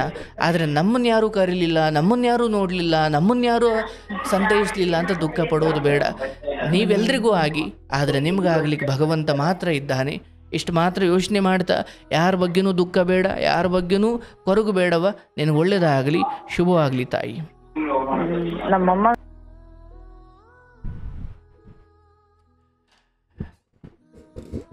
ಯಾವ ತಾಯಂದಿರಿಗೂ ಈ ಶಿಕ್ಷೆ ಆಗುವುದು ಬೇಡ. ಕೆಲವೊಮ್ಮೆ ಮನೆಯಲ್ಲಿ ಸೊಸೆ ಅತ್ತೆ ಏನೋ ಜಗಳಗಳಾಗಬಹುದು. ಆದರೆ ತಿಂತಾ ಇರೋ ಅನ್ನದ ಮುಂದೆ ಬಿಟ್ಟಿ ಕೂಳು ತಿಂತಿದೆಯಾ ಅಂತ ಒಂದು ತಾಯಿಗೋ ತಂದೆಗೋ ಅಥವಾ ಶತ್ರುಗೆ ಆಗಲಿ ಊಟದ ವಿಚಾರದಲ್ಲಿ ಹಾಗನ್ನಬಾರ್ದು. ಏನು ವಯಸ್ಸಾಗದೆ ಹಿಂಗೆ ಯೌವನದಲ್ಲೇ ಇರ್ತೀರ ನೀವೆಲ್ಲ? ಆ ರೀತಿ ಬುದ್ಧಿ ಇರೋರಿಗೆ ಇಲ್ಲ. ಮನುಷ್ಯನ ಜೀವನವೇ ಹಾಗೆ. ಬೆಳಗ್ಗೆ 4 ಕಾಲು, ಮಧ್ಯಾಹ್ನ 2 ಕಾಲು, ಸಂಜೆ 3 ಕಾಲು. ಅಂದರೆ ಬೆಳಗ್ಗೆ 4 ಕಾಲು ಅಂದರೆ ಮನುಷ್ಯನ ಆ ಚಿಕ್ಕ ವಯಸ್ಸು ಏನು ಆರಂಭ ಇರುತ್ತಲ್ಲ, 4 ಕಾಲಲ್ಲಿ, ಅಂದರೆ ಅಂಬೆಗಾಲು 4 ಕಾಲಲ್ಲಿ ನಡೀತಾನೆ. ಬಾಲ್ಯ, ಮನುಷ್ಯನ ಬಾಲ್ಯ ಅಂಬೆಗಾಲಲ್ಲಿ 4 ಕಾಲಲ್ಲಿ ನಡೀತಾನೆ. ಮತ್ತು ಮಧ್ಯಾಹ್ನ 2 ಕಾಲು ಅಂದರೆ ಯೌವನ, ಆಗ ಮನುಷ್ಯ 2 ಕಾಲಿಗೆ ನಡೀತಾನೆ. ಮತ್ತು ಸಂಜೆ 3 ಕಾಲು ಅಂದರೆ ವೃದ್ಧಾಪ್ಯ, ವಯಸ್ಸಾದ ಮೇಲೆ 2 ಕಾಲು 1 ಕೋಲು, 3 ಕಾಲು ಆಯ್ತಲ್ಲ. ಮನುಷ್ಯ ಮೊದಲು 4 ಕಾಲಲ್ಲಿ ನಡೀತಾನೆ ಅಂದರೆ ಬಾಲ್ಯ, ಮನುಷ್ಯ ಮಧ್ಯಾಹ್ನ 2 ಕಾಲಾಗಿ ನಡೀತಾನೆ ಅಂದರೆ ಯೌವನ, ಮತ್ತೆ ಮನುಷ್ಯ 3 ಕಾಲಾಗಿ ನಡೀತಾನೆ ಅಂದರೆ ವೃದ್ಧಾಪ್ಯ. ಬಾಲ್ಯ, ಯೌವನ, ವೃದ್ಧಾಪ್ಯ, ಮತ್ತೆ ಮಣ್ಣಿಗೆ ಸೇರೋದಿದ್ದೇ ಇದೆ. ಬಾಲ್ಯದಲ್ಲೂ ಯಾರೋ ನಮ್ಮನ್ನು ತಿನ್ನಿಸ್ಬೇಕು, ಉಣ್ಣಿಸ್ಬೇಕು, ತೊಳಿಬೇಕು, ಬಳಿಬೇಕು. ಮತ್ತೆ ವೃದ್ಧಾಪ್ಯ ಬಂದಾಗಲೂ ಉಣ್ಣಿಸ್ಬೇಕು, ತಿನ್ನಿಸ್ಬೇಕು, ತೊಳಿಬೇಕು, ಬಳಿಬೇಕು. ಈ ಮಧ್ಯದ ಒಂದು ಯೌವನವನ್ನಿಟ್ಕೊಂಡು ಎಷ್ಟು ಆಟ ಆಡ್ತೀಯಪ್ಪ? ಇಲ್ಲ, ಯೌವನ ಈ ಅಡ್ವರ್ಟೈಸ್ ಬಂದಂಗೆ ಬಂದು ಹೋಗ್ಬಿಡುತ್ತದು. ಆಗ ಸ್ವಲ್ಪ ಘನತೆಯಿಂದ ನಡ್ಕೋ. ಯಾಕೆ? ಆ 3 ಕಾಲಾಗಿ ನಡಿಬೇಕಲ್ಲ, 2 ಕಾಲು 1 ಕೋಲು ಆ ವೃದ್ಧಾಪ್ಯದಲ್ಲಿ. ಆಗ ನಿಮ್ಮನ್ನು, ಅಯ್ಯೋ ತಾತ ಯಾಕೆ ಇಷ್ಟು ಕಷ್ಟಪಡ್ತಿದ್ದೀರ, ಬನ್ನಿ ನಾನು ಊಟ ಮಾಡಿಸ್ತೀನಿ, ಬನ್ನಿ, ಕೂತ್ಕೊಳ್ಳಿ, ತಗೊಳ್ಳಿ ಚೇರ್ ತಗೊಳ್ಳಿ, ಬಾ ತಾತ ನಾನು ಆಸ್ಪತ್ರೆಗೆ ಕರ್ಕೊಂಡು ಹೋಗ್ತೀನಿ ಅಂತ ಹಿಂಗೆ ಯಾರೋ ಅನ್ನಬೇಕು ಅಂದರೆ ಸ್ವಲ್ಪ ಯೌವನದಲ್ಲಿ ನಿಯತ್ತಾಗಿ ಚೆನ್ನಾಗಿ ಗೌರವಾನ್ವಿತವಾಗಿ ಬದುಕಿರಬೇಕು. ಇಲ್ಲಾಂದ್ರೆ ಏನಂತಾರೆ, ಬರ್ರೋ ಎಲ್ಲ ಚೆನ್ನಾಗಿರ್ಬೇಕಾದ್ರೆ ಮೆರ್ದ, ಈಗ ನೋಡಿ ಹೆಂಗೆ ಕೂತಾನೆ, 3 ತಾತ ಆಗಿ ಹೆಂಗೆ ಕೂತಾನೆ ನೋಡು ಅಂತಾರೆ. ಇಷ್ಟೇ ಜೀವನ. ಈ ತಾಯಿ ಕತೆ ಕೇಳಿದಾಗ ಯಾವ ಮಕ್ಕಳಿಗೂ ಇಷ್ಟು ದುರ್ಬುದ್ಧಿ ಬರಬಾರ್ದು. ಹೌದು, ಕೋಪತಾಪ ಎಲ್ಲರಲ್ಲೂ ಇರ್ತಾವೆ, ಆದರೆ ಅನ್ನ ಹಾಕದೇ ಇರೋವಷ್ಟು, ಹಾಕಿ ಅಂಗಿಸುವಷ್ಟು ಅನ್ನ ನಿಂದಲ್ಲಪ್ಪ, ದೇವರು ಕೊಟ್ಟಿದ್ದಾನೆ. ಅನ್ನದಾತೋ ಸುಖೀ ಭವಂತು ಅಂತೀವಿ. ಅಂದರೆ ರೈತನ, ಹೌದು ರೈತ ಇರ್ಬೋದು, ಆದರೆ ಅದರ ಅರ್ಥ ಏನಂದರೆ ಅನ್ನದಾತೋ ಅಂದರೆ ಭಗವಂತ. ರೈತ ಬೆಳೆ ಬೆಳೆದ, ಹೌದು, ಎಲ್ಲಿ ಬೆಳೆದ? ಭೂಮಿ ಯಾರ್ದು? ಭಗವಂತನದ್ದು. ಅನ್ನದಾತ ಅಂದರೆ ಬರೀ ರೈತ ಅಂತ ಬರಲ್ಲ, ಆ ಸೃಷ್ಟಿಕರ್ತ ಅಂದರೆ ಈ ಭೂಮಂಡಲವನ್ನು, ಈ ಬ್ರಹ್ಮಾಂಡವನ್ನು ಸೃಷ್ಟಿಸಿದ ಭಗವಂತ, ಅದರಲ್ಲಿ ಭೂಮಿ, ಆ ಭೂಮಿಯ ಮೇಲೆ ಬೆಳೆದ ರೈತ ಆತನೂ ಅನ್ನದಾತ. ಆ ಬೆಳೆಯನ್ನು ಮಾರ್ಕೆಟಿಗೆ ತಂದ ಮಹಾನುಭಾವ ಆತನೂ ರೈತ. ಅದನ್ನು ಅಂಗಡಿಗೆ ತಂದ, ದಿನಸಿ ಅಂಗಡಿಗೆ ತಂದ ಅವನೂ ರೈತ. ದಿನಸಿ ಅಂಗಡಿಯಿಂದ ಅಡುಗೆ ಮನೆಗೆ ತಂದ ಹೆಂಡತಿ ಆಕೆನೂ ರೈತಳೆ, ಅಥವಾ ಆಕೆನೂ ಅನ್ನದಾತಳೆ. ಅಡುಗೆ ಮನೆಯಲ್ಲಿ ಬೆಂದು ತಟ್ಟೆಗೆ ಬರೋವರೆಗೂ ಯಾರ್ಯಾರು ಶ್ರಮ ಇದೆಯಲ್ಲ ಅವರೆಲ್ಲ ಅನ್ನದಾತರು. ಊಟ ಆದಮೇಲೆ ನಮಸ್ಕಾರ ಮಾಡಿ ಅನ್ನದಾತೋ ಸುಖೀ ಭವಂತು ಅಂತೀವಿ ಅಂದರೆ ಭಗವಂತನಿಂದ ಅದನ್ನು ಮಾಡಿ ಬಡಿಸಿದ ಹೆಂಡತಿ ಅಥವಾ ತಾಯಿಯವರೆಗೂ, ಭಟ್ರವರೆಗೂ ಅವರಿಗೆ ಒಳ್ಳೆಯದಾಗಲಿ ಅಂತ ಅರ್ಥ. ಅನ್ನದಾತೋ ಸುಖೀ ಭವಂತು. ಹಾಗೆ ಅನ್ನ ಇಟ್ಟು ಹಂಗಿಸ್ಬೇಡ್ರಯ್ಯ ಅಂತ ದೊಡ್ಡವರು ಹೇಳ್ತಾರೆ. ಬೇರೆ ಬೇರೆ ವಿಚಾರದಲ್ಲಿ ಕೋಪ, ತಾಪ, ದುಃಖ, ಅಸೂಹೆ, ದ್ವೇಷ ಇರುತ್ತದೆ. ಅನ್ನ ವಿಚಾರದಲ್ಲಿ ಆಗಬಾರದು. ಎಂಥ ಕಾಲ ಇದು! ಏನಾಯಿತು ಪರಿಸ್ಥಿತಿ ಇದು? ಅಮ್ಮನಿಂದ ದುಡ್ಡಿಸ್ಕೊಂಡು ಈಗ 60 ವಯಸ್ಸಿನ ಅಮ್ಮನನ್ನು ದುಡ್ದು ಹಾಕು ಅಂತ ಕೇಳೋ ಮಗ, ಏನು ಕತೆನಯ್ಯ ನಿಂದು? ಯಾವ ಪಾಪಕ್ಕೆ ಹೋಗ್ಬೇಕಪ್ಪ ನೀನು? ಇರಲಿ, ಆ ಮಗನಿಗೆ ಸದ್ಬುದ್ಧಿ ಬರಲಿ. ಯಾವ ಮಕ್ಕಳು ಹಾಗೆ ಮಾಡೋದು ಬೇಡ, ಏನೇ ಇರಲಿ, ತಾಯಿ ತಂದೆ. ಅದಕ್ಕೆಲ್ಲ ಉತ್ತರ ಕರ್ನಾಟಕದಲ್ಲಿ ಒಂದು ಅದ್ಭುತ ಜಾನಪದ ಹಾಡಿದೆ. ದುಡ್ಡು ಕೊಟ್ಟರೆ ಬೇಕಾದು ಸಿಗುತ್ತೈತಿ ಈ ಜಗದಲ್ಲಿ ಕಾಣೋ, ಹಡೆದ ತಾಯಿಯನ್ನು ಕಳಕೊಂಡ ಮ್ಯಾಲ ಮತ್ತೆ ಸಿಗುವಳೇನೋ, ತಮ್ಮ ಮರಳಿ ಬರುವಳೇನೋ. ಅದು ಸಿಗಲ್ಲ. ಅದು ನನಗೆ ತುಂಬ ಸಾರಿ ತಾಯಿ ತಂದೆ ಇಲ್ಲದ ಮಕ್ಕಳು ಬಂದು ಆಶ್ರಮದಲ್ಲಿ ಅಥವಾ ಕೌನ್ಸಿಲಿಂಗಲ್ಲಿ ಅಳ್ತಾರಲ್ಲ, ಅವಾಗ ಅನಿಸುತ್ತೆ ಇರೋರು ಯಾಕೆ ಅರ್ಥ ಮಾಡ್ಕೊಳ್ಳಲ್ಲ ಅಂತ. ಇಲ್ದವ್ರಿಗೆ ಸಿಗಲ್ಲ, ಇರೋರಿಗೆ ಅದ್ರ ಬೆಲೆ ಗೊತ್ತಾಗಲ್ಲ. ಏನು ಭಗವಂತನ ಸೃಷ್ಟಿಯ ಈ ವಿಚಿತ್ರ, ಏನು ಮಾಡಲಿಕ್ಕಾಗಲ್ಲ. ಯಾರು ಕೂಡ ತಂದೆ ತಾಯಿಗೆ ಆ ಮಟ್ಟಿನ ದುಃಖ ಕೊಡೋದು ಬೇಡ. ಅಥವಾ ತಪ್ಪು ಮಾತಾಡಿದ್ರೆ ಮತ್ತೆ ತಿದ್ದುಕೊಂಡು ತಾಯಿ ತಂದೆನ ಚೆನ್ನಾಗಿ ನಡೆಸ್ಕೊಳ್ಳಿ. ತಪ್ಪು ಮಾಡದೇ ಇರೋರು ಯಾರೂ ಇಲ್ಲ. ಇರಲಿ, ಒಳ್ಳೆಯದಾಗಲಿ, ಶುಭವಾಗಲಿ.